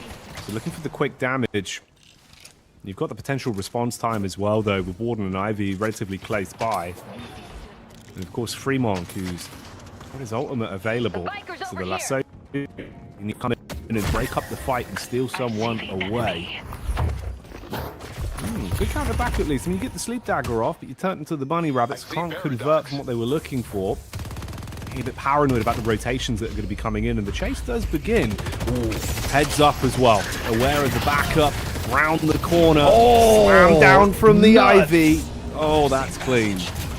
That's so unbelievably good. Even getting the tag off on the wall bounce to prevent any kind of comeuppance coming through. More likely that the Magician is going to be going down.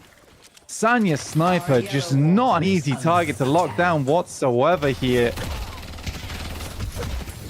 Meanwhile, Fluorite's pushing in towards Blue Guardian. That's another one down. I got something for all of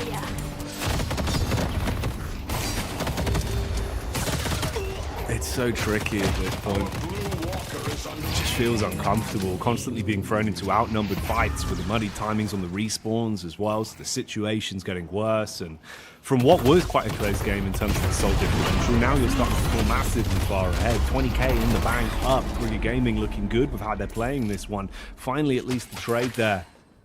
That's one back in the belt. But for what it is, it's not really going to age you too much. Ability to push off the back of this and convert this into map control and objectives ain't going to be there. Sanya just stealing all the farm as well. You see the Fagareko not happy about it. Fluorite trades his life for a Walker, and I think he's happy with that trade too. That pushes the soul count even further in the favor of Grigger Gaming.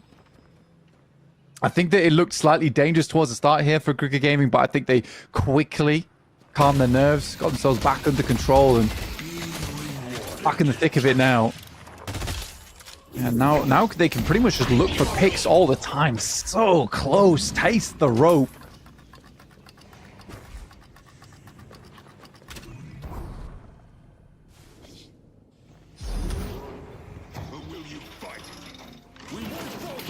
Every opportunity they have to sniff one person out isolated, it's the instantaneous dive with great response time from the rest of the team. Bursting down the B-Bob, trapped inside of the TP as well. No opportunity to get away from that one.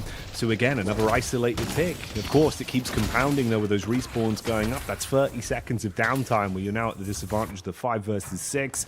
More space to play with. The souls keep racking up. They've been in great control of the game the entire time, Blank. They've really bloomed on this one. You can see them just seizing the initiative at every opportunity. Yeah, you get into this point of the game now where with so much map control is in the favor of Grigger Gaming, they can afford just to run around and get these pickups. And like you say, the spawn timers are getting more and more lucrative at this point. It's a nice little play coming through. My Razumi in the pickup on towards the Shiv.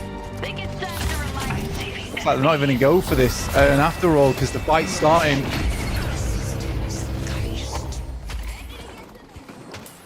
Lift them up and knock them down.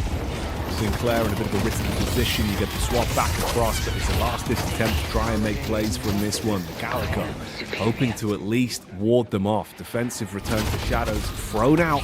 Meanwhile, Lash has slipped inside the base. Wolfie gets over the top rope, harasses, bit of chip damage onto the shrines, make him feel uncomfortable. 200 HP to play with. No way. He's actually going to get out. That's frustrating. I mean, you're in the heads of Fearless Furies at this point in time. Penthouse be in the mind. Pretty problematic so far. Again, it's just going to go from bad to worse here. I will respect this from Kruger Gaming. I mean, they've not let up on the gas the entire time, and they've just played 2 back-to-back games straight into this one. Not a single beat missed, realistically. No, it does feel like they're a well-oiled machine at this point. You know, you could see a couple times during game 1, maybe a slight miscomm here or there. As soon as the days started going and they've been waking up into this, they have not stopped. Red hot with how they've been playing. Great synergies and individually as well. I think that's kind of the key point. And you can see so many players can pass the baton and just being really lethal with the decision making. And they're aiming to back it up. Dive onto the mid boss. They group themselves up. Look to try and spark a bit of potential fire on this one. We'll see if there is room for a response. Ultimates to play with across the board. The ult economy's good. You get the sound going out. Unstoppable being picked up for the Wraith as well as they make their rotation in. Could be a chance we get some sparks flying. Ultimate popped here. There is an Unstoppable though. And Apopsycho will steal it. Off the side of Grigger Gaming, they give that one away. They should be able to clean up on this one potentially. Shiv should go down. Potentially also Iono, but Apopsycho making his way in to get the pickup is pretty diabolical there. Ayana can't even get out. Revolver directly up his nostrils. It looked like it was going so well off the back of the initial steal and the opening pick, but the longer it's gone on, you can see a quick response back. They burn all of the rejuves, reset everyone, cooldown's going to be back in. You've got about 20 seconds on some of the spawns here. Calico, last to come back into the fray. You at least did deny it. There is the added benefit of that. You get the assist from the Queet Ray pushing itself out as well, so it's not as dangerous, but still being able to benefit off the back of it, that's what they were hoping for, and it's problematic. That lead now grasping towards 30k as well. I think your major issue here is the... Hello. For Big here. Hasn't quite got his Spell Slinger stacks just up yet, but he's working on it. Ooh. Vortex Web to pull him in. Reset on the fight. Here comes Calico over the top, but Freemonk, he's been so annoying time and time again on this holiday. The drive-by Bebop peers in round the corner, slaps a bomb on your face. There's the swap back for the added HP. Somehow you're making this one look damn good. Up close, brawling against 4 of them, but surviving on borrowed time. The rescue beam adding insult to injury. Tags out with the bomb once again as well to keep the damage going. And they're flipping the script. converting that into 2 kills from the back of it. I'm flipping out at this point as well. 1v3 easily made happen there by Fluoride. Good stuff indeed. Stick us, people. It's going to go from bad to worse as well. Almost a full wipe with only Calico reeling, sprinting off to lick her wounds as it's all gone wrong. Man, that is incredible though. Like, props to him, genuinely. The guy's play there, the movement into actually just the self-sustain with Harry's playing around, his teammates as well for the quick save with the rescue beam. Like, that's match. You're like 200 HP, pulling it off. The fact he was so vastly outnumbered and just harassing, wasting so much time and giving them that opportunity to come in and clean up in the manner they did. Really nice stuff. Great individual play. And again, that's just the power of the Geist at the moment. She's such a strong character. You see why a lot of teams prioritize having her on the team. Just in terms of distraction potential, it is massive. Like, effectively being able to hold down that 1v3 and just telling the rest of the team, just you clean up the rest and then come back in when necessary, because I can hold on here. Looking to grab that base guardian. So much. That was a pickup on the urn as well. Headed to green. Looking to further bloat this one. The time thief. Put themselves into a good position. Such a vast lead to work with. Hiding around the corner. Alright, spotted out. There's the reposition. They do try and dive on it. Quick route. Okay, bit of a clash on this. We should look up to the skies because Lash is there with the drop into the slam. Absolutely annihilates them. The combo's clean. The backup's great. Response time's nice. And he'll finish it brawling, as he always does. Swift punch to the face. Drop back down. Oh, Shiv, I don't even know if you want to be alive at this point, buddy. Close your eyes and let it end. I mean, the boxing bell is not only ringing for that Lashor, but also for this game in general. 50k ahead. I mean, this is where you just finish up, right? Let this game go any longer. It's pretty much BM, to be honest with you. This is very finishable now. For Cricket Gaming, wonderful stuff, though. Goodness me. Can't fault the play. Great decision. Individuals through the roof as well. A lot of highlights across the team here. I'm sure we're going to be seeing a lot of it back in the replay package off the end of this one. You get that one final respawn, then attempt to make the play. They're not going to risk it. Play it smart. Back off. Get the additional farm in. Last opportunity to spend those souls. Come back in clean. One team fight and it's done. I think they're fairly comfortable to finish it up now. You're leading a 60k at this point. There's absolutely no reason for it. You know, Wolfie hasn't had like this game where he's been all over the place because he just hasn't had to have been. He's been pretty much just farming and his damage is skyrocketing just in terms of the carry.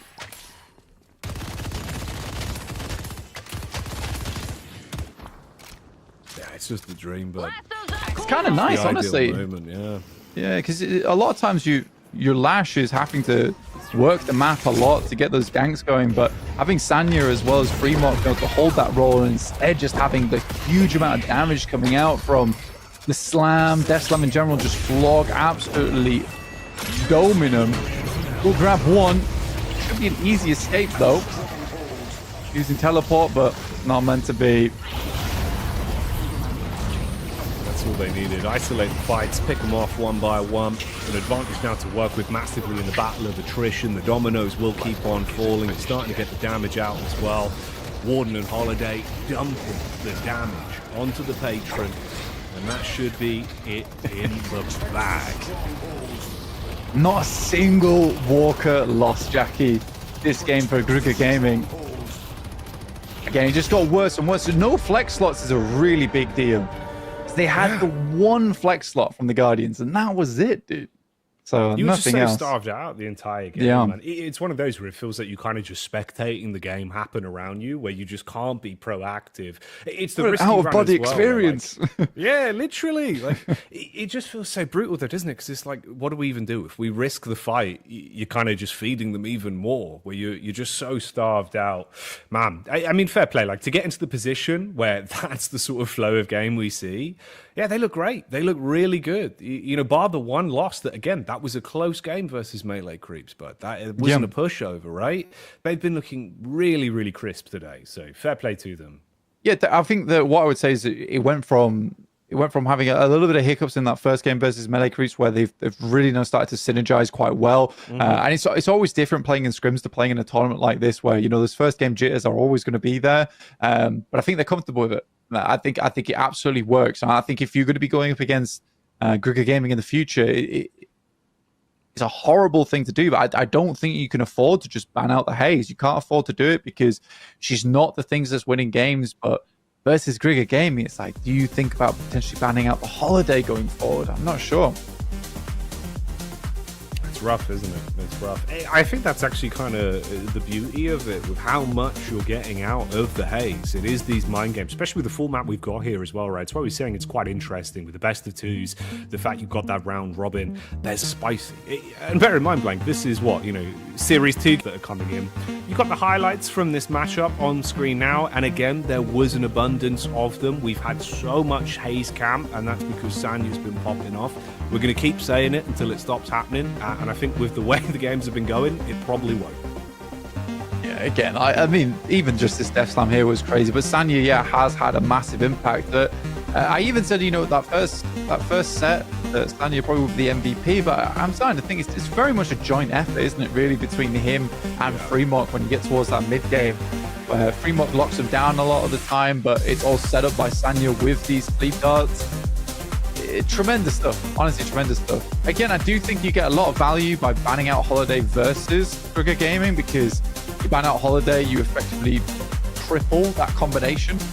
But we'll see. Take a look at the stats at the end of the game here, how things panned out in terms of the damage.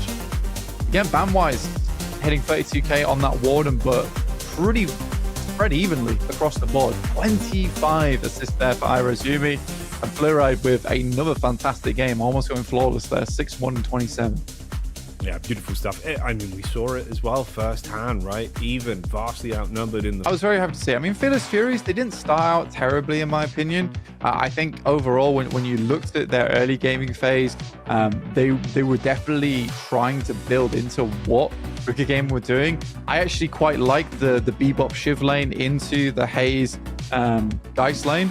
That made sense to me, right? But I think Ayana just did not get enough done in that lane for it to be worth it. We're straight into the next draft, though, guys, immediately. Grigger Gaming, once again, picking up that first pick on the Geist. Makes sense. They'll ban out Mirage. Again, another Viscous ban coming through from Fearless Fury, so not denying that Holiday. They're just going to let it go through. But Fearless Furies definitely have to think about what they're going to do next. Do they want to pull out some of the same and hope it goes differently? Yeah, always the big question, these kind of formats with the BO2s. So we'll see what the adjustments are, if there is any, or if it does just come down to the individuals in terms of switching up maybe some of the lane matchups we're getting from this one. Oh, bit of a jump cut there. We get a little bit more info. Okay, so again, Calico, Shiv, Magician, similar. Back in play. Over on the other side, as expected, we get the Geist back in action, supported by, of course, the Haze, who else, and Warden. I think for Fearless Furies, William, and pick up that Sinclair. I can't tell if the Grigger game is just almost a bait with that Warden pulling out the Warden, just baiting into picking the Sinclair anyway, because I just don't think they cared about it all that much that last game. No. The Sinclair just did not get enough done because realistically their front line was pretty rock solid for Grigger Gaming. It's not ideal. It isn't ideal, and I think, you know, potentially in a different team's hands, this could go pretty poorly for you, just allowing that Sinclair to get work done.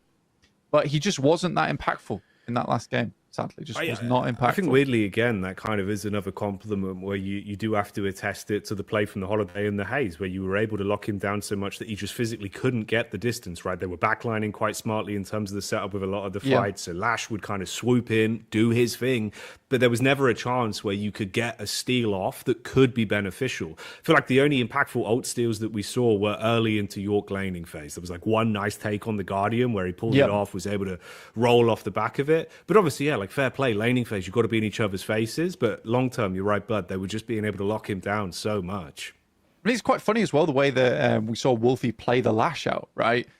Where he was more just side laning, split pushing a lot of the time, just farming up as much as possible. So his ground strikes were doing unbelievable damage towards the end. But he was never, I think there was only that one fight where he really initiated and got that massive 3-man death slam coming through. But other than that, he wasn't present at the start of a lot of those fights, which didn't allow the Sinclair to steal the ult off him. And I think that was quite well played by Grigger Gaming overall, as they always let Sandy Sniper as well as Freemux start those fights. As well as Fleury moving in towards that front lines. So it was never that big opportunity for Sinclair to get that initial steal off and then go in, because it was always the Warden going in later. It was always the Lash going in later. And by that point, I don't think the Sinclair had found enough value. So again, Grigger Gaming just played around it pretty phenomenally here. So same across the board. We're not changing anything. And Fearless Fury is hoping that things go slightly different this time. I imagine we're going to see some lane swaps. You'd hope, at least, because I don't think you can allow that lane of Sanya Sniper as well as Fleury to just go so poorly. Again, losing Guardian at 4 minutes in blue lane is a massive deal. Yeah, it's painful. It's really painful. And again, you know, even that sort of goes to show the countering ability they had. They shoved the wave very nicely. They were never allowing them to get into a position to actually make plays off the back of the bebop. So the bomb stacks just weren't there for so long. I think that kind of is sort of the overall flow of the game of why things went so wrong, right? They were just starving them out. You're not giving them anything to eat. They weren't able to build up anything they needed. So when it comes to late game, you're already so far ahead. And you remember there was that vast turning point. Soul count just blooms uncontrollably. You don't have the passives built up, and it just went west, bud. It went west. So you're right. I think we have to see something change going back into this one. Run it back again. If it's a similar result, you know, it'd be gut-wrenching for them. That'd be an 0-2 result as well. So down low in the standings, you know, when you think about the flow of things so far, as that slowly fills out over the course of the day, Blank. Yeah, I think that for a lot of our teams, that they're wanting to get those 2-0s coming through. And I think for Grigger Gaming, you know, going on the tie there at the start, getting a 2-0 here would be fantastic for them. And just overall, in terms of their map scoring capabilities, it is their last game of the day. They will be playing against so finishing out clean here would be really nice for them, especially, you know, you get that early start and you just like, we hit the tie and then we hit a 2-0. And then we just get to watch the rest of the teams feeling fairly comfortable ourselves, rather than trying to figure out, well, what should we change tomorrow? Because things are already working out quite well for them, I would say. No, exactly. It makes it feel way better, right? When you end the day on a high like that, a nice 2-0, there's a lot they can go back and probably look at as well with the melee creeps matchup. And honestly, for what it is, in terms of the sort of seeding nature of that one with a head-to-head, that's not a bad result. But like for both of them actually trading that works out perfectly, right? It puts you in a position where, you know, as long as you actually play to your A game now, as you work your way through, preceding the rest of your games that you've got, you've already had one of the harder matchups out of the way, resulting in a 1-1. So you force them into an uncomfortable position too. So yeah, interesting stuff, Bud, with how today's been developing. Yeah, I think that when you look at Fearless Furies as well, it's going to be rough going into their next matchup as well. I see Warden. Take a look at who they're playing. I mean, they're going up against One Win Next, who are historically a incredible team. You know, losing on a 2-0 here, it's not going to put you in the most amazing headspace. A lot of early aggression coming through in blue lane. We do get a lane swap from the Bebop moving away from this one, instead setting the Paradox here. Yeah, it was a bit of a Mortal Kombat moment on Broadway. Everyone's throwing out the punches and the parries, the up, down, A, B, B, select, start. It's all kicking off. Only a bit of calm in the storm. Push the lane back out and start to reset off the back of it. But I love the aggression. We're always seeing it.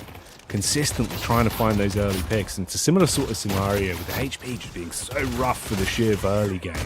You're eating that damage. It makes you feel so much more restricted. Cheeky sleep dagger into a bomb. It could be good night early. Yeah, having to pick up bloodletting this early as well, not having access to slice and dice feels really bad for him. He's right on the edge of death as well, and Irazumi picking up an initial pick over towards Sinclair. It's not an ideal start here. Not an ideal start whatsoever. Again, you could see the vision coming through from Fearless Furies that what they want to do here is push the lane out as much as possible because they know that the prerogative here right now for both Fluoride and Sanya is just to get this lane pushed in, but that initial trade did not go the way they wanted it to.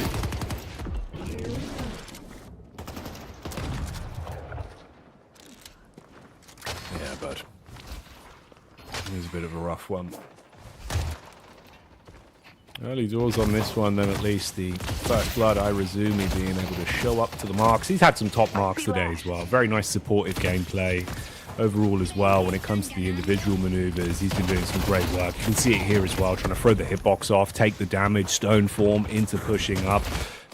So close to being able to actually commit onto that kill off the back of it as well. Wolfie living on borrowed time there.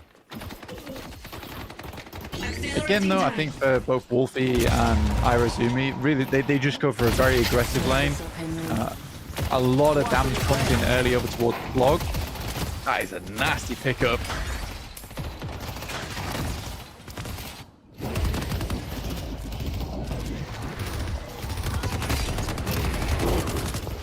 Continues the carnage at middle. He's trying to see if he can bait out the punch. He wants to throw in the predictive parry, but not going to do it. Why would you? Have you not seen the power of these guns on Sanya? Instead, looking for the reposition. Finally, though, at least, we are seeing a bit of a leg up for the Furies in the early laning phase. Complete dive back in, and they convert that one. All right, Sanya down. Say goodbye to Irazumi. Here we go, bud. Actually getting some good momentum early. This is big. Yeah, and they're in the lead now as well. By only a K, but it's nice. And they have recovered quite well here at Fearless Furies. Look amazing at the start. Cameron, a lot. You know, if you can't hit the hook at long range, why don't you just hook them directly in the face? Big bomb as well goes out. Binding Word will go through, but they do not have the help to follow up, or so I say. Locking him down. Ooh, boy. The smooth move, but you're still going to get slammed back down. Great trying to get in position to actually commit to this. It's great use of the Geo to protect him. Oh, can't quite get away. But so bloody slippery. Buying time for the respawn as well. So Bebop's on his way back. You get the Warden on reposition as well. I'm loving this, mate. Well, already we're getting so many scraps between these legs. Very different flavor here. Straight back into it. This fight never even stopped. Water made it back over. The binding word's good. That's going to lock down the Wraith. Get the conversion on the kill for that one. All into the stun. The mantle knockdown. Great use of the mechanic to buy a bit of time. Predictive flask. He knows you're there. You're going to punch me, I'll parry. But he's up the ropes instead. And he's still using the knockdown. They're throwing out fists, but Warden barely makes it away with the help of Free Monk. Oh, wonderful stuff there. Life swap over towards the Paradox. We'll go down to fixation burst damage.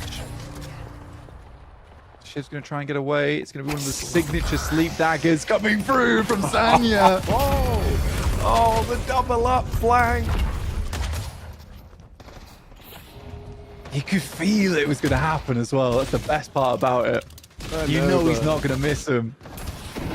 It's so consistent. Like outer-worldly levels of consistency. Oh, man. God, sliver of HP there. I mean, I hate this build in general, but it is good. You know, the early game rush into Quicksilver and Mystic Burst. Get a massive amount of damage on Flock early. No way, he's back again. He got the dagger off. He's still got the ult in the back pocket. Ooh, trying to take him down, forced to use it. And it is a trade in the stalemate towards the end. Oh, damn. So quick with these engagements. Ivy over the top. Oh, flicks the crosshair off. Try and trace this one. First class pose for the Ivy. Unbelievable stuff. Oh, how? How? What is happening? Like, what is happening right now? This is unreal. The fadeaway parry. just a masterclass on show within 10 seconds here in the 1-win Bombshell. Looking for another onto the Paradox. And it's all gone wrong in the Fearless Furies camp, and they certainly have something to fear now. It's the Nightmare itself, the Sleep Dagger Demon, it's Sanya Sniper. Oh, mate. Bebop on the chase, looking to at least guarantee the trade back on the Fremont low. But still standing, and that's the difference. He can posture off, though, trade out a game of tag. With Wraith arriving, the card trick builds up, slams straight into the face of Warden, and he gets decimated. They've spotted another target as well, applying so much pressure across the map and pushing out these lanes. That's 3 dead right now. It is a back and forth of a century at the moment. So much low HP over towards Fearless Furies, but quick clap back over towards Grigger Gaming. Fremont very low as well, hiding behind the Walker. I see Nakaman. There's the Bebot looking to push in. Oh, the naughty flick. The naughty flick. Is it coming? Let's find out. That card trick, will it arrive? Fortunately, not now. Couldn't get the flick off round the corner. Sleep Dagger's there, though. Bebop tries to respond back with a quick hook on the chase. Look at the aim. Oh, the tracing. Trying to wall bounce around. Use the quick crouch down to back up, but it's not enough. Response is pretty clean, actually.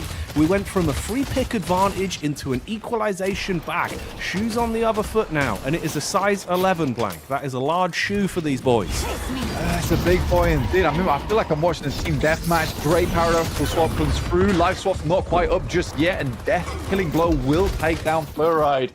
Not before Fremont can clean things up, though. I shall temper your spirit. Nyano. Enemy territory. Oh, mate. How is Iona still alive? Literally in the Walker. This is mental. It's one of these games where, you have hit the nail on the head. This literally is deadlock deathmatch right now. 30 HP for the Paradox. Back it up. Again, quick heal. Looking for the reposition. The grab mid-air. Bebop saying hello to the holiday. And she's sent off on a vacation from that one. Fremont down and out with the mid-air grab. But the fight's not over. Paradox still living. The swap into the bomb. Slides back into the corner. The airdrop comes down for the stun. Finally gets it. Yeah, me. Ira zooming with the parry. On the upward trend into the bullet dance. Should be game over for the Shiv. Are we just clip farming? Is that what we're doing? It seems like it, right? Mate, this is absolute madness. Pandemonium on the streets of the Cursed Apple right now. All out riots, everyone absolutely going ballistic. Warden spotted another target and looks to try and chase down. Get the reposition back over the bridge. You're in our jungle now. Let's see where this goes. Try and reposition. Hayes on the climb. Lockdown back on the Bebop. You can slam him off the rope. Now you get a taste of your own medicine. It's not nice, Bebop. Flick up. Sanya looking to reposition. There's another tag. Knock her back down. Again, the Sleep Dagger. How have you even hit that one? Gonna get around the corner, straight down. So he's on top, went around the side. Luckily, in the final moment, you do see Ayano spot him. Just a sliver of the shadow. Goodness gracious me. Nice. They will grab a Walker, though. Headed to York. And that's Fearless Fury. He's getting a little bit of something out of that one. I see Calico. Good split push coming through from Nakaman. 13k on that rifle as well. Very dangerous indeed. Setting up a bounce pad. New force has arrived.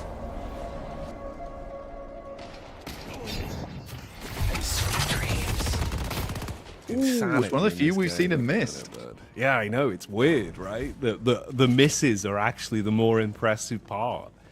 I'm still trying to wrap my head around some of these daggers we've seen. It's absolute carnage. Like the vertical hits when he's flicking. Let's go yellow. I do wonder what sense he's playing on, man. It's actually crazy. Give me that exclamation mark sense in the chat right now. That's what I need.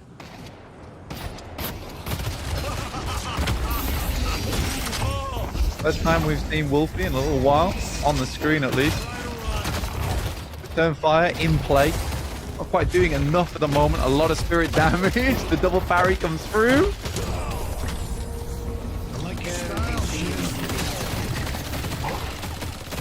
Gets the moment in the sun. There's a free pickup. Oh, God. It's a midnight train to Pain Town. And Fremont has a first-class ticket. Warden looking for the getaway, but you've been snatched and scratched by the cat in the back line as Calico pulls up. So another two muddied respawns there, coming back into Grigger Gaming. More opportunities for Fearless Furies to push with this one. Close grouping on blue lane, getting the backdoor damage off with the Wraith. This is what she does best. The burst damage, get the Quicksilver off from the card trick, keep dumping that mag. I think Floro was a little bit slow on the uptake there. Realized what was going on, but yeah, a good amount of damage, almost down to half HP, which is pretty big. And all the while, you do have Cycle currently taking jungle off of Grigger Gaming, so the more important camps as well. The double sinner sacrifice.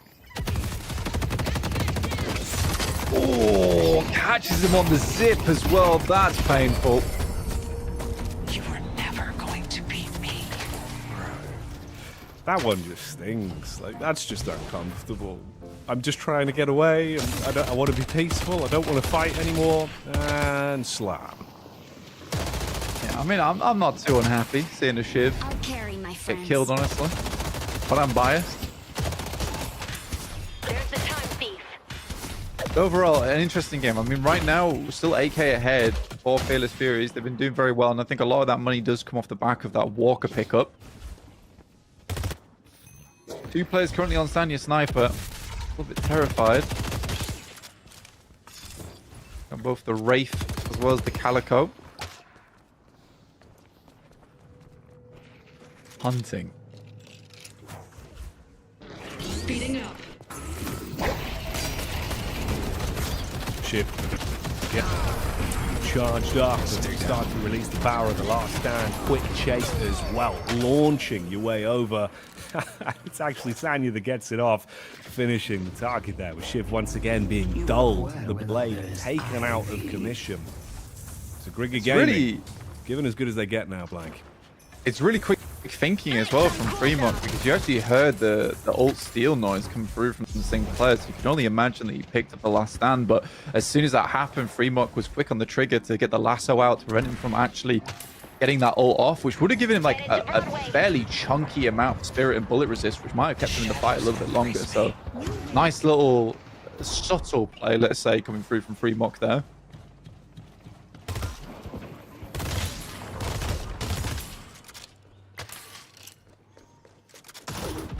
Posturing back around towards Broadway. Sanya's always looking for that next opportunity to instigate a fight, isolate a target. Quick reposition as well. Use the bounce pad back over towards mid-side. There's been a comma cross here. It looks like they want to set themselves up for this. They've got a read on the positions. They've got the dive in. Smoke bomb popped. Looking for the flank round the back. Target spotted. Let's see if they can make a play with this. They do rescue beam back out onto the Ivy. Don't commit onto a fight that they don't fancy. It's been quite calculated with a lot of the plays we've seen from them. So would have been surprising to see a dive if it wasn't fully on their terms. So we end up a pause coming through at this point. So let's take stock of the game really quick, Jackie, overall, because I think right now what's been done very well by Fearless Furies is there's absolutely no kind of lane push coming through. They've been very good in terms of lane control. It's been hard for the boys over on Grigger Gaming to get anything done in that aspect. And although they are picking up kills left, right, and center, I do like the way that there's some cautious play coming through from Fearless Furies, where they're trying not to set themselves up to be quickly picked off all over the map. But at the same time, they are just pushing things in. And when it comes down to it, Nakamen, who is extremely far ahead at 19k, the split pushes can come through and be really strong. And again, Nakamen probably going to look for something like that in the future soon if they keep getting these pickoffs, because when they put themselves in a 5v5, Nakamen's just happy to move over towards Blue Walker. There's a lot of damage on that one. And moving across right now to attempt to assist in this fight. Oh, nasty swap. That's unbelievable. quick thinking, great response time, rescue beams galore as well to set them up. Telekinesis does eventually catch onto the Holiday, but Fremont's far enough back that he can try and play defensive. Forces out the ult from the Warden, but you're playing into his hands. Trapped in here with him, and the damage is bursting onto them. Not enough to commit back across though. They're able to finish them off. That's the opening opportunity for the cleanup crew to arrive. Mop and Bucket by the teleporter as they wipe away two. 3 dead at the minute for Fearless. Waiting to be claimed. I think Nakaman was potentially looking to pick up those base guardians, but realizes that this might be a time for them to go for the urn. But in fact, it's a quick pickup over towards mid-walk and a slight misplay coming through from Nakaman, not understanding that this is the perfect opportunity for them. There is the swap available. And that one goes through, but to no avail. Are they going to get on this, though? It will be Nakaman with the steal again. He gets away with horrendous mid-bosses. What has been going on with some of these fights? Conversions as well. The rejuve in their hands. If they keep pushing like this, there's so much that they can cleave away from this one. You can have Sanyo on basically sub 100 HP, looking for the wrap round the back to barely stay alive. Can't partake in the game right now. They're going to get the soul urn. You've got rejuve across the board, bar the Wraith. Finally get that push they were looking for on Broadway, shut down the Walker, and keep the aggression going. Although, maybe Sanya has something to say about this high ground. At least got a read on what's going on, but it's not worth the risk. You wouldn't buy time. You're not going to delay it. You've got to get out cleanly. Wraps back through the jungle camps, head towards base, play defense. The Walkers are dropped. It's a massive pendulum in the favor of Fearless Fury. He's taking all 3 Walkers there. I'm hesitant to say whether it's a misplay on Irazumi's hands, because a lot of times in those instances, if you are the Ivy, you shouldn't really be letting players get away with a free steal on Rejuvenator like that. But I'm also wondering if that was the reason the Paradox swap went out so early, is it was onto Irazumi, and then they got the silence coming through on the wall, which prevented Irazumi getting over towards the Rejuvenator quick enough. So I'm kind of curious of what actually happened in that engagement. Either way, big misplay on the side of Grigger Gaming. That should have been easy Rejuvenator pickup. Instead, it all crumbled.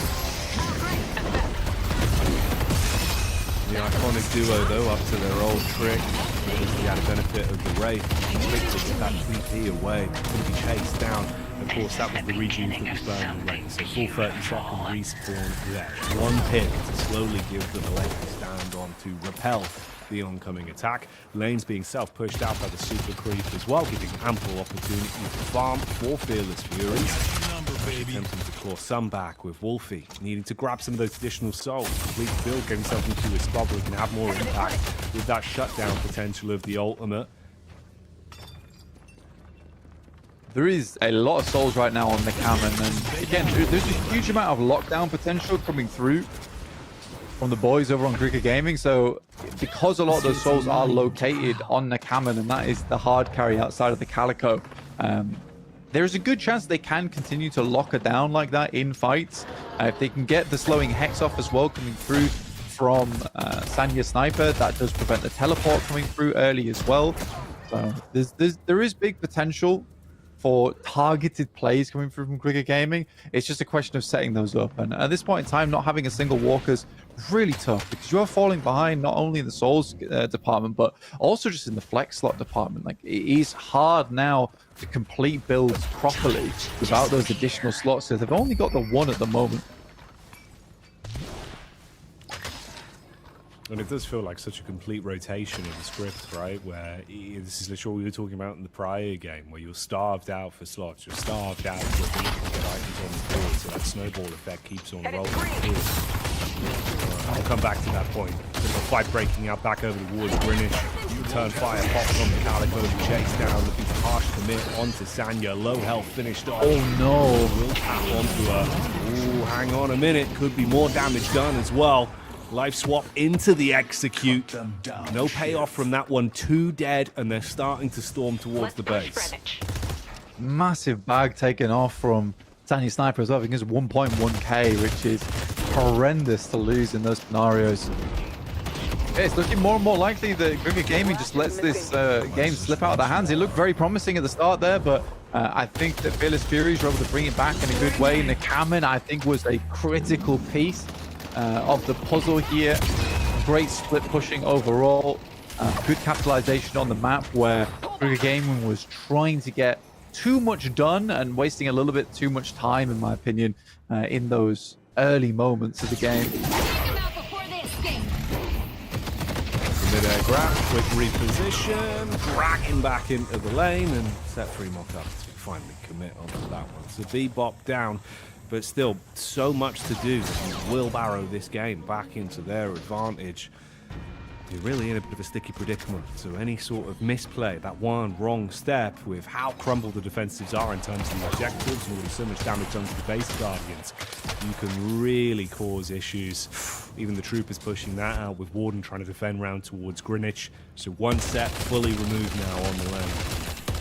I mean, as much as it hurts for Fagareco to go down, he makes a really smart play in that moment, which is to drop the urn immediately before getting lassoed, because the urn is in favor for Grigger Gaming, but the fact that he drops it over towards the hand-in point anyway, it does mean that they're not able to seal that off him and immediately take it off. In the meantime, you do see Ayano take that one back to base and just hold on to it for the time being, not allowing Grigger Gaming to touch it one bit.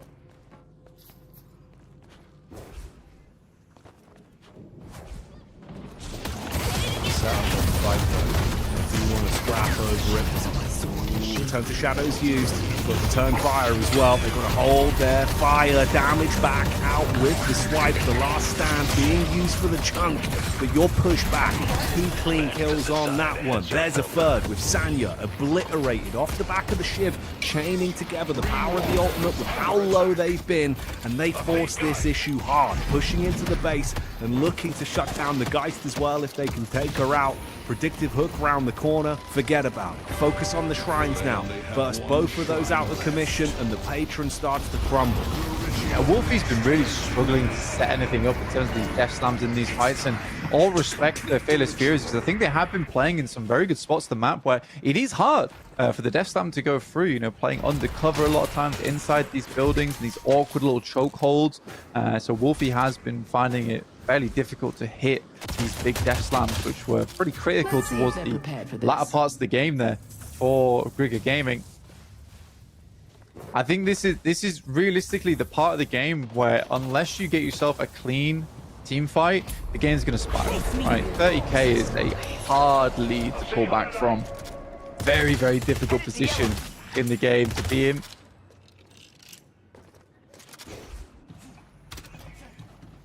So frustrating as well with how much you physically have to clear in terms of map control, because they've been starved out for so long. Even with that one clean team fight, at least, yeah, it would give you a little bit more viability in terms of the build. Give yourself a flex slot, try and shut down a couple of the walkers, but yeah, it really is a slippery slope. It's got to be pin perfect the entire way through. Claim the boxes round towards mid-side. Run around. They're late. They are late on this one. There is some response coming through from Fremont as well as Fluoride. Luckily for them, the damage is pretty damn low without Nakaman. I think they may be baiting it. There is a steal, a kidnap coming through over towards Ethelfine, looking to finish him off. And it's Wolfie to go down. Got the lasso off. They tried to convert from it. There's at least one pick back from Sanya onto the ship. The chase around the top from the Calico. Somehow being so annoying here, using the ropes to her advantage. She got the life swap into the consistent chase. The Torment Pulse going to nip at the heels and finally shut her down. 2-1 in terms of the split, the battle of attrition. Ivy with the slam on top. Quick stun. Calico still dips out. Repositions away and slips off. A disconnect though. Brief moment of respite. Paradox DCing for a second there. We're calling the pause, put the brakes on. Man, really, really uncomfortable with how that went. I thought there was room to convert off the back of it. You had the one isolated grab, potentially a kill. And maybe we could see if they could win off the back of the advantage, but no blank. Just instantly, Wolfie tanks the damage, and it's just going. At this point, it feels like, you're just sort of throwing stones, and they're coming back at you with a baseball bat. There's still potential here, though. There is definitely still potential for Grigger Gaming. Right, it's a 4v4. Upper cycle's pretty low. No return to shadows. The worrying thing is Iono's coming back up. Will have paradoxical swap. They then have to play this pretty perfectly. And it does come off the back of Fluoride with an unbelievable waste of time over towards Upper cycle on the Calico. If it wasn't for that, that fight could have been done and dusted. So the fact that he was able to waste so much time on that side, get a big swap off, now they have to capitalize. Good damage coming through from the Warden. Chase down. Nice use of the flask. Quick TP round the back. Keep them guessing. Slips out. Tries to tuck into cover for a few seconds. Flask there. Got the sprint to work with as well. But it's 2 more picks to play with. And that's the full wipe as they all go down. Weakened Patron sat there quivering in its non-existent boots. Man, that's a hell of a pickup. The fact that they've been able to really cleanly turn that one. And basically all you've got is Wolfie. Thankfully, obviously going so early into the fight in a position where, yeah, he had ult, but you're going to have a whole team coming at you with the rejuve to play with for free. I mean, this is one of those instances where I think a lot of people in their own games would be like, we should just go push base, it's weak and patron, but I think this is the smart choice coming through from Fearless Furies. They know that Wolfie still has Lashel up. There is a potential that if he hits that Lashel, it all goes wrong in that moment. So if they get a second chance, that's the ideal scenario. He will, in that moment, pick themselves up a flex slot for Trigger Gaming, but is it going to be enough to? Is it going to be enough to bring this one back? Because they are in dire straits. They know they could try and catch him here as well. Felt comfortable just to push a few steps into their territory. But with the spawns coming back up, Lash being able to grab himself that movement buff off the top of the bridge and quickly adjust. They don't want to run any unnecessary risks, even with the advantage they've got. They know this game's in the palm of their hand. Just play it smart from this point. Let there be a mistake from the side of Grigger Gaming, and then look to close. Staying grouped at this point. Curious if we'll see Lashel finally start to get some use in the spot like this. So much damage being thrown at him. You get the steal off onto the Wraith. CP back out. Hayes called in to unload the damage. Both magazines blasting towards them as he will spin around, causing issues, still surviving. It's going to be Lady Geist in the back line looking to try and cause a few problems. Does fall. The numbers are starting to crunch blank. If this goes wrong now with no ult to work with for Wolfie, you've not got much to defend yourselves. As soon as they step foot into that Patron pit, it feels like it should be good night and another 1-1 series on the day. Yeah, tie coming out here for Trigger Gaming. I think Fearless Furies certainly show the mettle here in this match, because it did look on that last game like this one was going to be a 2-0, but they bring out some very, very good plays. And I think overall, you got to praise Nakaman for the entirety of this game. I think he set themselves up in such a fantastic position that early game. Even off just that initial walker, it was enough of a swing that they didn't have a massive advantage coming out through the rest of the game. So I really like that, because just that 10k lead meant that the gameplay style of Grigger Gaming, which is to slowly build up those souls off the back of picks, it couldn't happen anymore, because the way the Fearless Furies have played was just to keep themselves just a little bit ahead, and then that late game prowess started to really show. No, it was impressive. It's a good counter. You know, it's why it's so interesting, of course, when we do get those mirror matchups. Again, same draft, same pick, slight variances in terms of the lane setups, but understanding how to counter what went wrong last time around. It's a great read of how they've adjusted, but the individuals there looking far more uniform as well, right? You know, it's a bit disconnected. Weirdly, this kind of similar to what we saw back in the first series, you know, where the opening game, it just doesn't quite click. Being able to control any of those lanes was so raw. You know what, we were looking at 4-minute Guardians. At least here, Blank, they were able to not only find their form, but keep it going. So yeah, that's a hell of a tie-up. I mean, 1-1, it makes the world of difference in this format. That's what we're saying. So they start the gauntlet off at least with an equalization. Yeah, it's nicer as well for Fearless Furies, because they can go into their next set feeling a little bit more confident about themselves, coming for a win here. I think if they got 2-0'd, going into play up against 1 win, that's a very, very tough competition you got to play up against, and going in like with your head down, that is not a good place to be in terms of mentally. So I'm quite happy that they did pick themselves up this win here, where now they'll be able to go to this next game feeling a little bit more fresh, we can say. Yeah, 100%. I think so.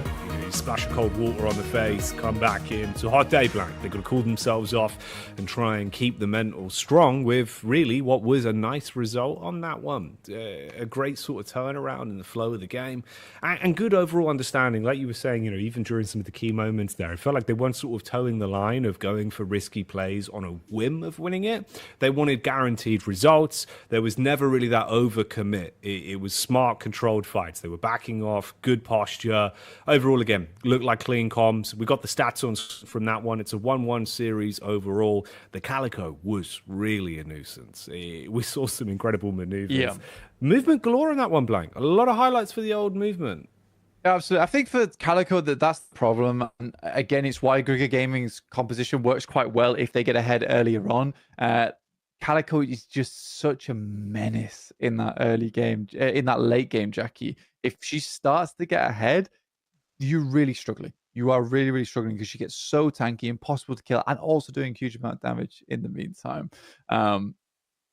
Check out. We do have another break coming up soon. And it'll be around about 10 minutes, I think, around about. So you don't have long to wait here before we get into our next matches.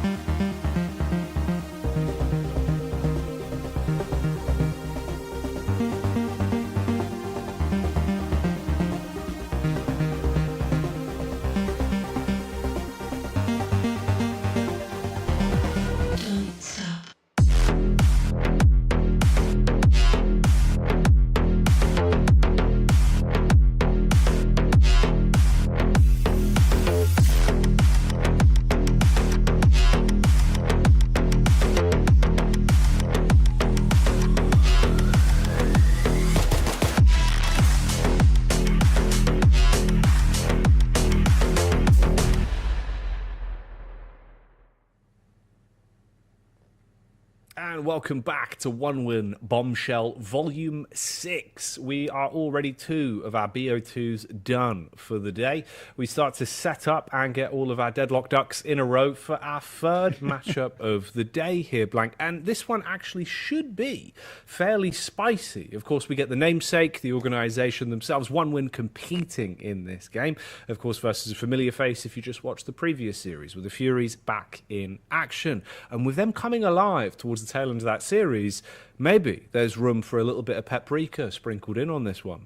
Yep, a bit of cayenne pepper thrown in there, a bit of chili powder. Some turmeric? You know? Oh, yeah. Ooh, maybe a turmeric. 5-spice. We go, all right, fair play. Maybe. But yeah, One Win versus Fearless Furies. I think that we're expecting this to be a little bit more, I don't want to say one-sided, but I think that One Win probably will do quite well here. I think that they're a fantastic team overall, very, very strong. They've been together for a while now. I think they've only had a couple of switch outs in terms of the past in players, but Fearless Furies, they definitely showed us something in that last game, right? Where they weren't just going to lie down and die versus Grigger Gaming, who had a great set today. Got to congratulate them as well for what they were able to do. Fantastic stuff. Loved watching Grigger Gaming. I liked their comp. I liked Sanya Sniper as well as Freemock on that Holiday Haze. That was really enjoyable. Some great personality from that team. I'm excited to see them continue playing within this tournament up until the 22nd. 5 days of deadlock. Very, very nice, guys. No, it's awesome. It's awesome. Great format. Hell of a lot of talent in terms of the teams. And we're already seeing that. Like you said, buddy, I think that is a good way to summarize it as well. There was a lot of personality in the players, in the way they held themselves on the server. Unique styles of gameplay, very consistent overall use of heroes as well, right? Where we were seeing these similar mirror matchup drafts. It's fun. It's a nice way to do it with the BO2s, where you kind of do get the mind games of, are we going to see a change in the draft, or how's it going to go? So I've been enjoying it. Let's see how it goes this time around, because obviously a little bit of an improv comedy for you, Blank.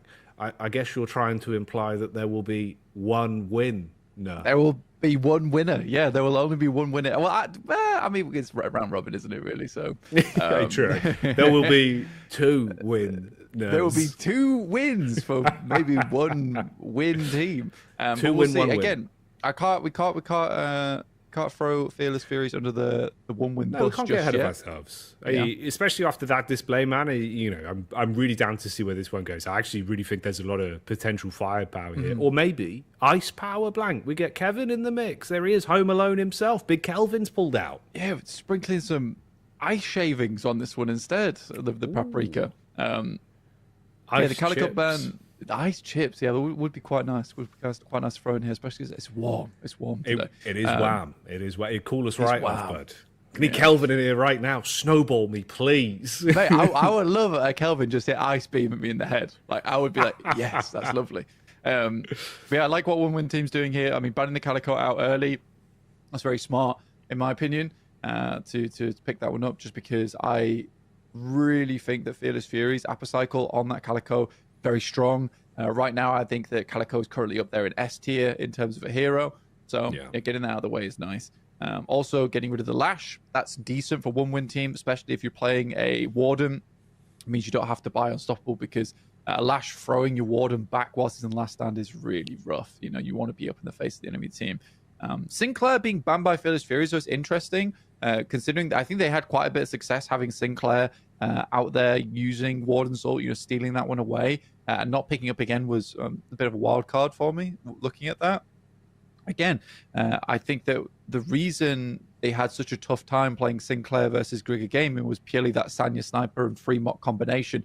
It was very, very hard for the Sinclair to do anything because he was constantly locked down. Yeah. That's probably not going to be the case here versus One Win Team. So I'd be curious to see if they pull that one out maybe in the next game. But at the moment, we're watching this one. We've got a Bebop, we have Vindicta, a Mirage, and a Warden thrown here for One Win. Yeah, relatively annoying heroes to play off of there. Curious to see what the difference will be. You caught me off guard, but I didn't expect the big jug of orange juice. I'm not going to lie. It just kind of came in out of nowhere. I'm really thirsty. I can imagine. I bet that's huge. That's probably like the biggest water bottle I've ever seen, mate. Yeah, it's more like it's a jug, really. Yeah. Fresh. Was that fresh? No pulp. It's just double strength, enhanced orange juice squash. Well, you've activated your almonds without orange juice. I What's have. that? Yeah. It's Right. giving me a good time. Mental. Anyway, that's enough about the OJ. Let's have a look at the Bebop. Man, yeah, I think, again, bud, it's interesting. I do like seeing a bit of Bebop. As much as I hate playing against him, like, absolutely annoying little guy. Well, quite big, actually. But it's fun. Yeah, he is. He's a bit of a rat fella, isn't he? He is but it is fun watching, obviously, high-skill Bebop gameplay, especially in a team environment, with how you can utilize him. There is a lot more potential for it. It's a bit more classic, though. We get the Paradox, Yamato, and the Infernus pickups coming through. All right, yeah, okay, slightly different sort of flavor of composition again here for either team. Yeah, I think the Fearless Furies, that they're boasting an incredible front line with Shiv, Geist, Yamato, Kelvin to reset fights, and you have that pick hero in the Paradox as well. I think overall Fearless Furies comp's very decent. One win team, that is a snowbally type composition. If they play that one nice and safe towards that early game, don't let Fearless Furies get too far ahead. That's a difficult comp to play against. And I do find the Tether Bebop pick quite interesting overall. I've always really enjoyed Vindicta picks overall throughout the entirety of Deadlock Esports. Had a short lull towards the midsection of it, but they're starting to bring it back a lot more now. Molten Krill, the missile, brought back into the team for one win. I'm happy to see that. That is a pretty disgusting lockdown composition with a heavy damage to back it up as well. I think both teams pretty damn decent. Yeah, this is kind of a bit of a classic, really, with the way this is shaped up. I'm interested to see how this goes. It feels a bit more old school with the vibe. Do like getting the Krill in there. Always a big fan of the Mo and Krill. If you're a straight killer out on the scene, blank, getting straight the combos Krilla off. Yeah, that's what I'm saying. Love that little guy. What's he about? What's he up to? Sat up on that big mole. Magic carpeting. Yeah. Do you think that if they get magic carpet, he has a smaller magic carpet that he needs? I think they need to add that. Krill also gets a tiny magic carpet to ride on the back of slightly Mo. Above. Yeah, that'd be kind of unreal, actually. Or when he uses magic carpet, Mo crawls onto Krill's back. Wow. Yeah. So you didn't think about that one, You can carry me. So that always buckles me. Every time I see Mo and Krill, I just think of that one meme where it is like, what is your wish from the patron? And Mo just wishes that he's riding Krill. It buckles me, the idea of it. We want them to wish for money, Krill. These paws can dig through anything. Krill Talk, a new segment here on One Win. Yeah. Well, Krill's got to get his deadlocks on. Deadlifts, not deadlocks, but yeah. Dead socks. So he can dead socks. So he can lift up that big Mo. But overall, both teams very good. I think that it's curious really because I think Fearless Furies do have like a very nice mid game. And One Win team have kind of got that nice mixture of both late and early with the Mo, Bebop, Vindicta backed up by Mirage, Warden, and Infernus. So again, I think that One Win's going to rely a little bit more heavily on that macro because you just need to make it towards that mid game, get your Infernus, your Warden nice and set up. And again, they do have a lot of map control just using that Traveler from Mirage overall. But again, you are dealing with Kelvin, Ice Path, as well as the airdrop from Ivy. There is still a lot of map pressure there overall. So both teams, I think you're going to see them all over the map towards that 15-minute mark. Is going to be a lot of trying to lock down these heroes, these lanes, make sure they don't get out of control. Your cat's just wandering. He is. Can you see him? There he is. Yeah. You right, Small? You excited for the game, bud? He's just wondering what to do next. He is. He's curious. He heard over. that Mo and Krill was playing, so he thought he'd check it out. Big fan. Is. He loves it. He loves Mo and Krill. He's got a little Mo and Krill shirt that he wears, and when he wears it, he's not sure if he should wear it like this or like this. Yeah. Just over the top. It's got to be done sometimes. Yeah. But we are going to get into our next game right now. So no fake drafts, no fake McGinnises to throw me off guard. That was mean. I saw what you did there. Didn't like it. But we are going to get into our next game. Specifically, just to ruin your day. It was. I was really excited for the McGinnis. I had to take my glasses off because I didn't want to see it again. Yeah. They said, what's that? You want a McGinnis? No. It's not happening, Blank. It's not happening. Oh, McGinnis even unfocused your camera. Yeah, that's cruel. God, why has she done that? That cheeky technician. There you go. We fixed it. She's walled your camera off. It's fine. The old auto depth of field gets you again. That's how it does it. But yeah, but I think overall this actually should be a fun sort of, well, I'd say like nightcap game, but it's not, is it? It's like 3 p.m. So it'd be a good little afternoon skirmish between these two. I think it's a nice little halfway point for the show. Obviously, preceding this, you've got 4 more BO2s coming up. Zombie Grub and ZP going to be stepping in, getting into the fake casting booth. I guess is kind of just, you know, it's sort of more of a mindscape, really. It's what you imagine it to be casting from anywhere. Who knows? We'll find out. Maybe ZP's in Hawaii. But we're into the action. Let's get into it and see where this goes. Last BO2 of the night. This time a nice establishing shot, bringing us in on York Lane. And we can see what the matchup's going to be. Oh, actually, no. It's way. Harry City. It's Harry City, buddy. Over at middle. Yeah, we got Overseas on the Bebop. He really does enjoy that character. Doesn't enjoy getting absolutely beamed. He's gonna go for the parry on the Guardian as well. Some nice moves there coming through. Come on, Yamato. But Overseas definitely struggling now. 30 HP only. That's 1 bomb on the right click coming through from Yamato, and it could be game over. So some very, very intense pressure coming here over on blue. Actually just quite lucky. It was the last bullet in the mag as well. Could have had the flick across for the bomb, but opted to just get the more guaranteed damage off onto the Mirage instead. This is the dive. Oh, mate! No! The Guardian damage from the back as well. You're done for! Oh, you've nearly owned it, but what a blunder. Oh, the Crescent Slash just missing by a hair's breadth. Only to get uppercutted back into the Guardian. Stylish from Overseas. That's insane, bud.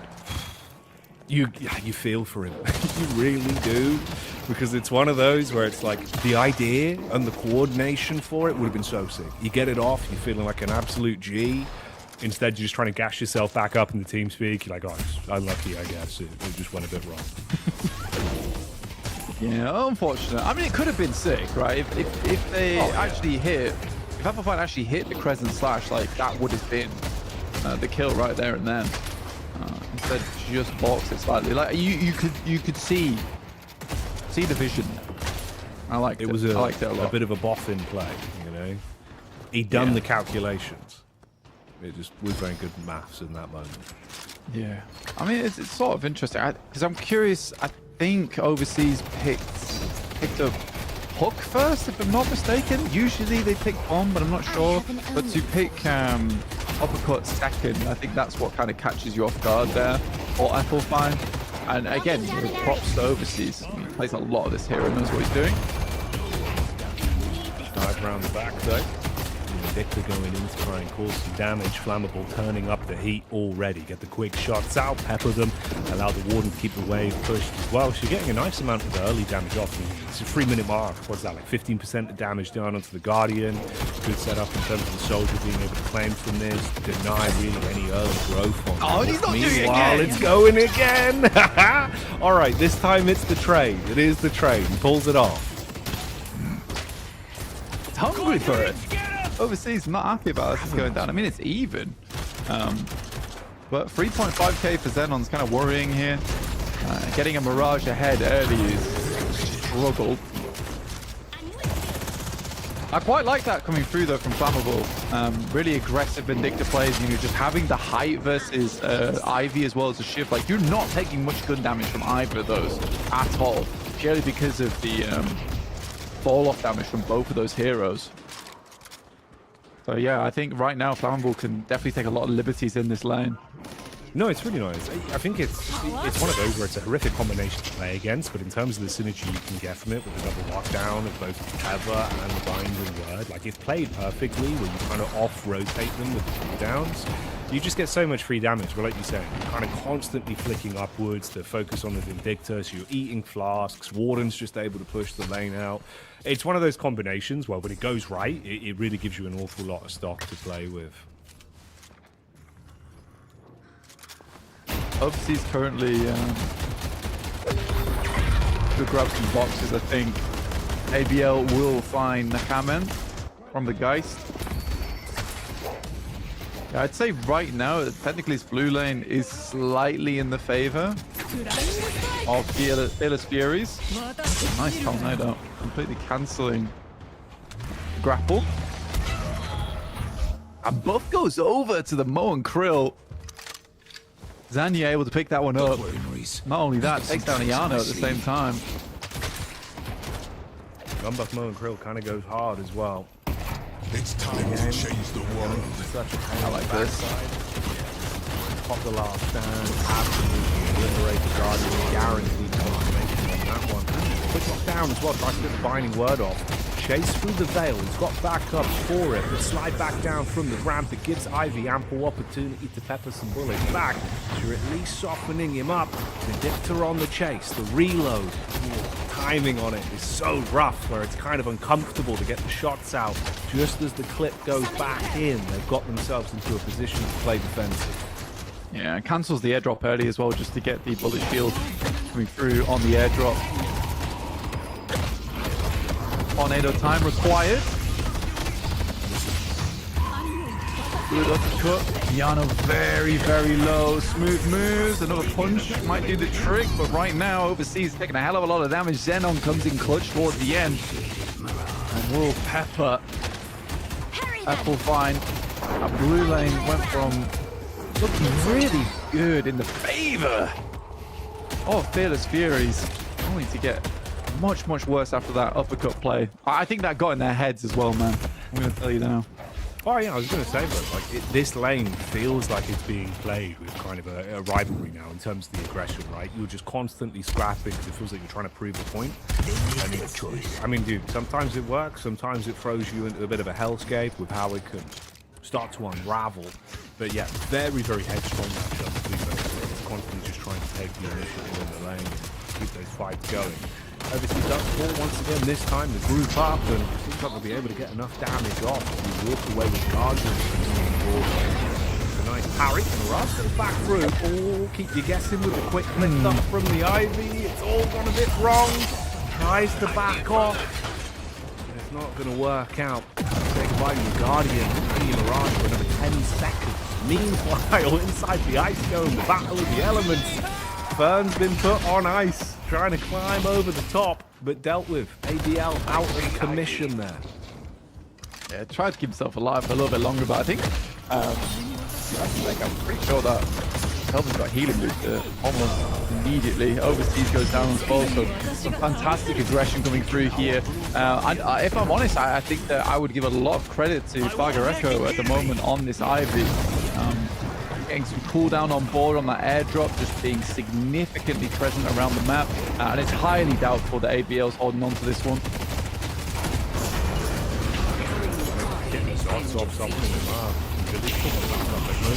Back over, maybe at least some room to try and build off the back of this. He's looking for a low HP target, but can't realistically run the risk, burning the ultimate combo.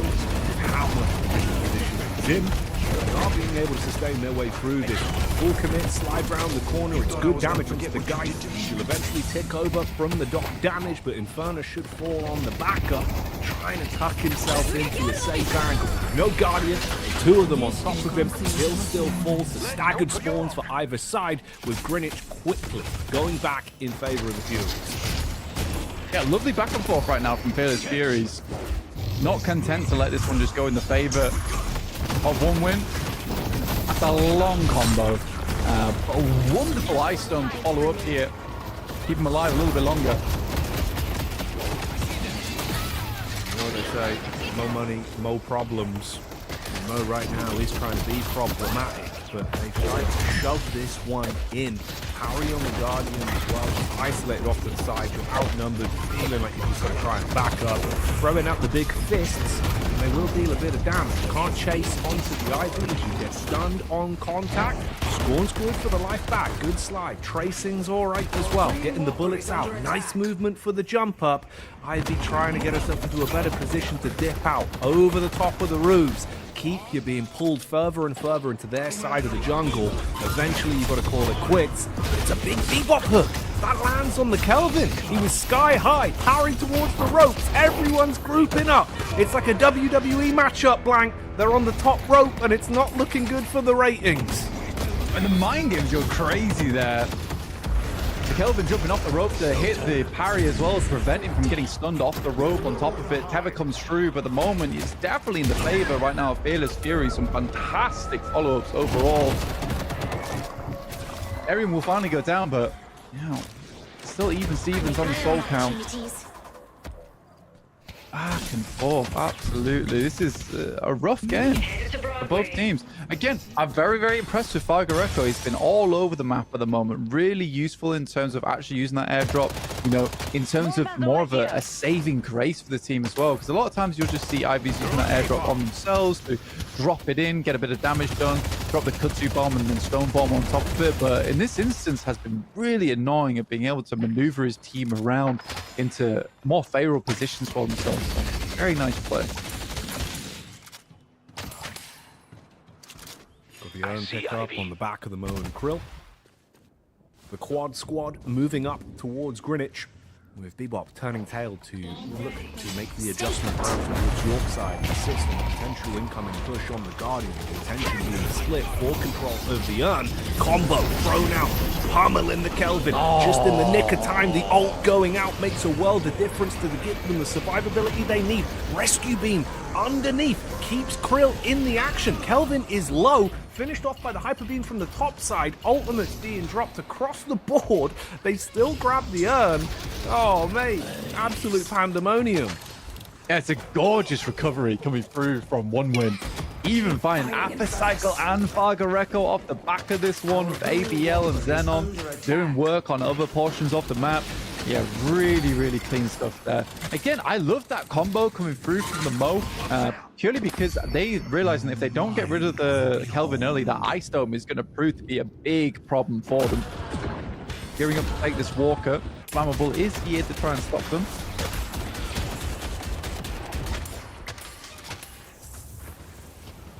So what a difference it can make, right, as well. Freezing most objectives, but still being able to be used for those free urns. So, like you say, good target prioritization from him. It's the last second, really. Well, could have been even cleaner, but they get out happily. Good use of the rescue beam. Feels like that kind of goes without saying. That's like the most meta thing right now with them. Got to be on point with these rescue beams. Seeing so consistently, just unbelievably strong with how short the cooldown is. Constantly throwing that bad thing out. Did make the difference there. It was helpful for him. Was able to keep himself alive inside of that dome. Grouping up for potentially a grab on this one as well. Combo off cooldown. Got the slow in Hex as well to work with to initiate on the engage. A bit of a chase happening round towards Broadway. That's going to be Infernus. Grab and hack. Quick stun off with the combustion. He can't get away with his life. There is at least the complete grab on Greenwich where they tried to get the execute off. They'll be able to find that one. 1-for-1 trade and another Guardian being slain. One win right now, just kind of ramping up a little bit. ABO going down there is unfortunate, but last stand directly into the Walker, getting good damage off at the moment. I'll be able to take it, because in the meantime, there is a lot of work being done from Fearless Furies. They're able to take down Arian, and that will stop the push over to the Walker, and likely they'll find one of their own over here for one win.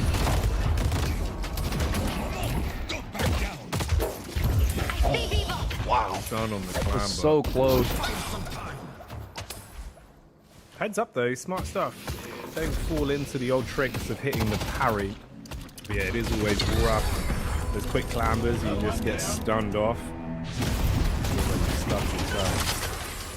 Ooh, I may be in the shallow he's not keeping you going as well, obviously, early on. So pretty uncomfortable in that lane. Him and Bebop just being forced back consistently. Now being able to get the chip damage out. 17k souls on his head count as well. So coming alive, finding an ability to activate himself, chuck out those Jin marks, constantly getting the healing back as well. Yeah. I'm curious as well because he was just going back to base with what 7.5k. So I'm curious to what he actually picked up because he's been essentially running around the map as a 10k Mirage this entire time. Just picks up toxic bullets, bullet shielding, as well as silencing wave. Which is a curious one. I mean, there is a lot worth silencing on the enemy team as well. And again, silencing wave, another a really nice item that I'm glad more and more people are starting to pick up now. You see the build up from the dogs as as well. The stack of the toxic bullets and that June Smart, the lone krill there to assist you with it all. No getting away.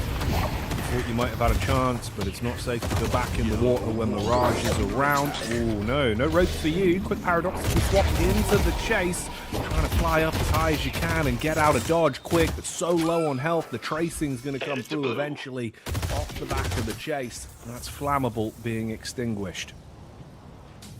Yeah, I'm glad you brought up toxic bullets as well, because it was something that both ABL and Overseas brought really early on into this game. Purely because there is a massive amount of healing over on the side of Fearless Furies. Yamato, Kelvin, Guides, Ivy, Shiv too, so it was a really big deal for them to pick up those items nice and early towards, and it's done big work. ABL does go down, and the urn is looking to be placed in by Fearless Furies. Meantime, right now, 1win doing a fantastic job of keeping all their walkers alive.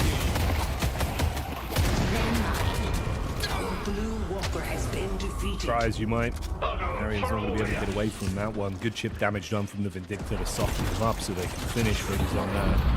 2 respawns for the Furies. Ooh, make that a third. Muddy timing as well, about 15 seconds between them, so it's a little bit more uncomfortable. Saturated respawns. You do have the swap, but combo's thrown out instantly. Gonna grab her down, and they back up to burst the guys out of commission. They're going to start slapping around. Of course, knowing that if he gets low, she'll be able to get the swap off. Rescue beam him in! Grab the last stand, Warden, and drag him into the fight. You get no choice on this one. I think honestly, at this point, what happened there is that Zanyu was pretty happy that the Warden was not backing up over this guy this entire time. It's like, you know, you come to me. You come to me here. Yeah, the fight does not go ideally. These 2 players. They do trade over towards Apple Cycle, but that's about it. Yeah, Mirage is scaling. Xenon up to 22k now. ABL probably will be a lot higher, but I think at the moment Fearless Furies have been very much looking to shut him down whenever and wherever possible. We've seen a couple of times he has gone down. He's gone down with quite a big soul bag as well. Passing that one across, just hasn't really had the opportunity to sell that across just yet.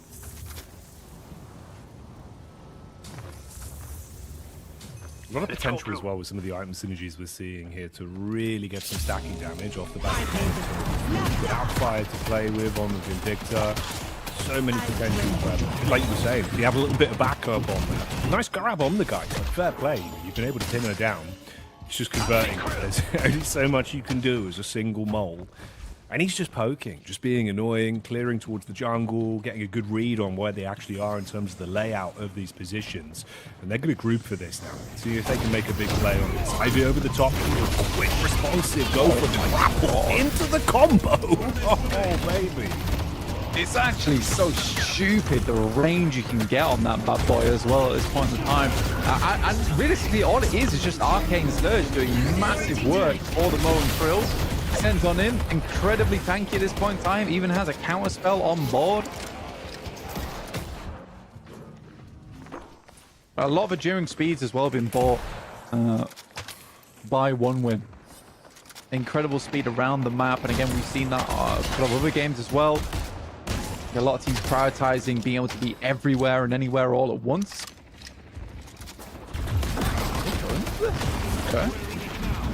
The mid-boss, I mean, Yamato does have ult here, so a bit of an overzealous one, but right now Yamato has been spotted on the map.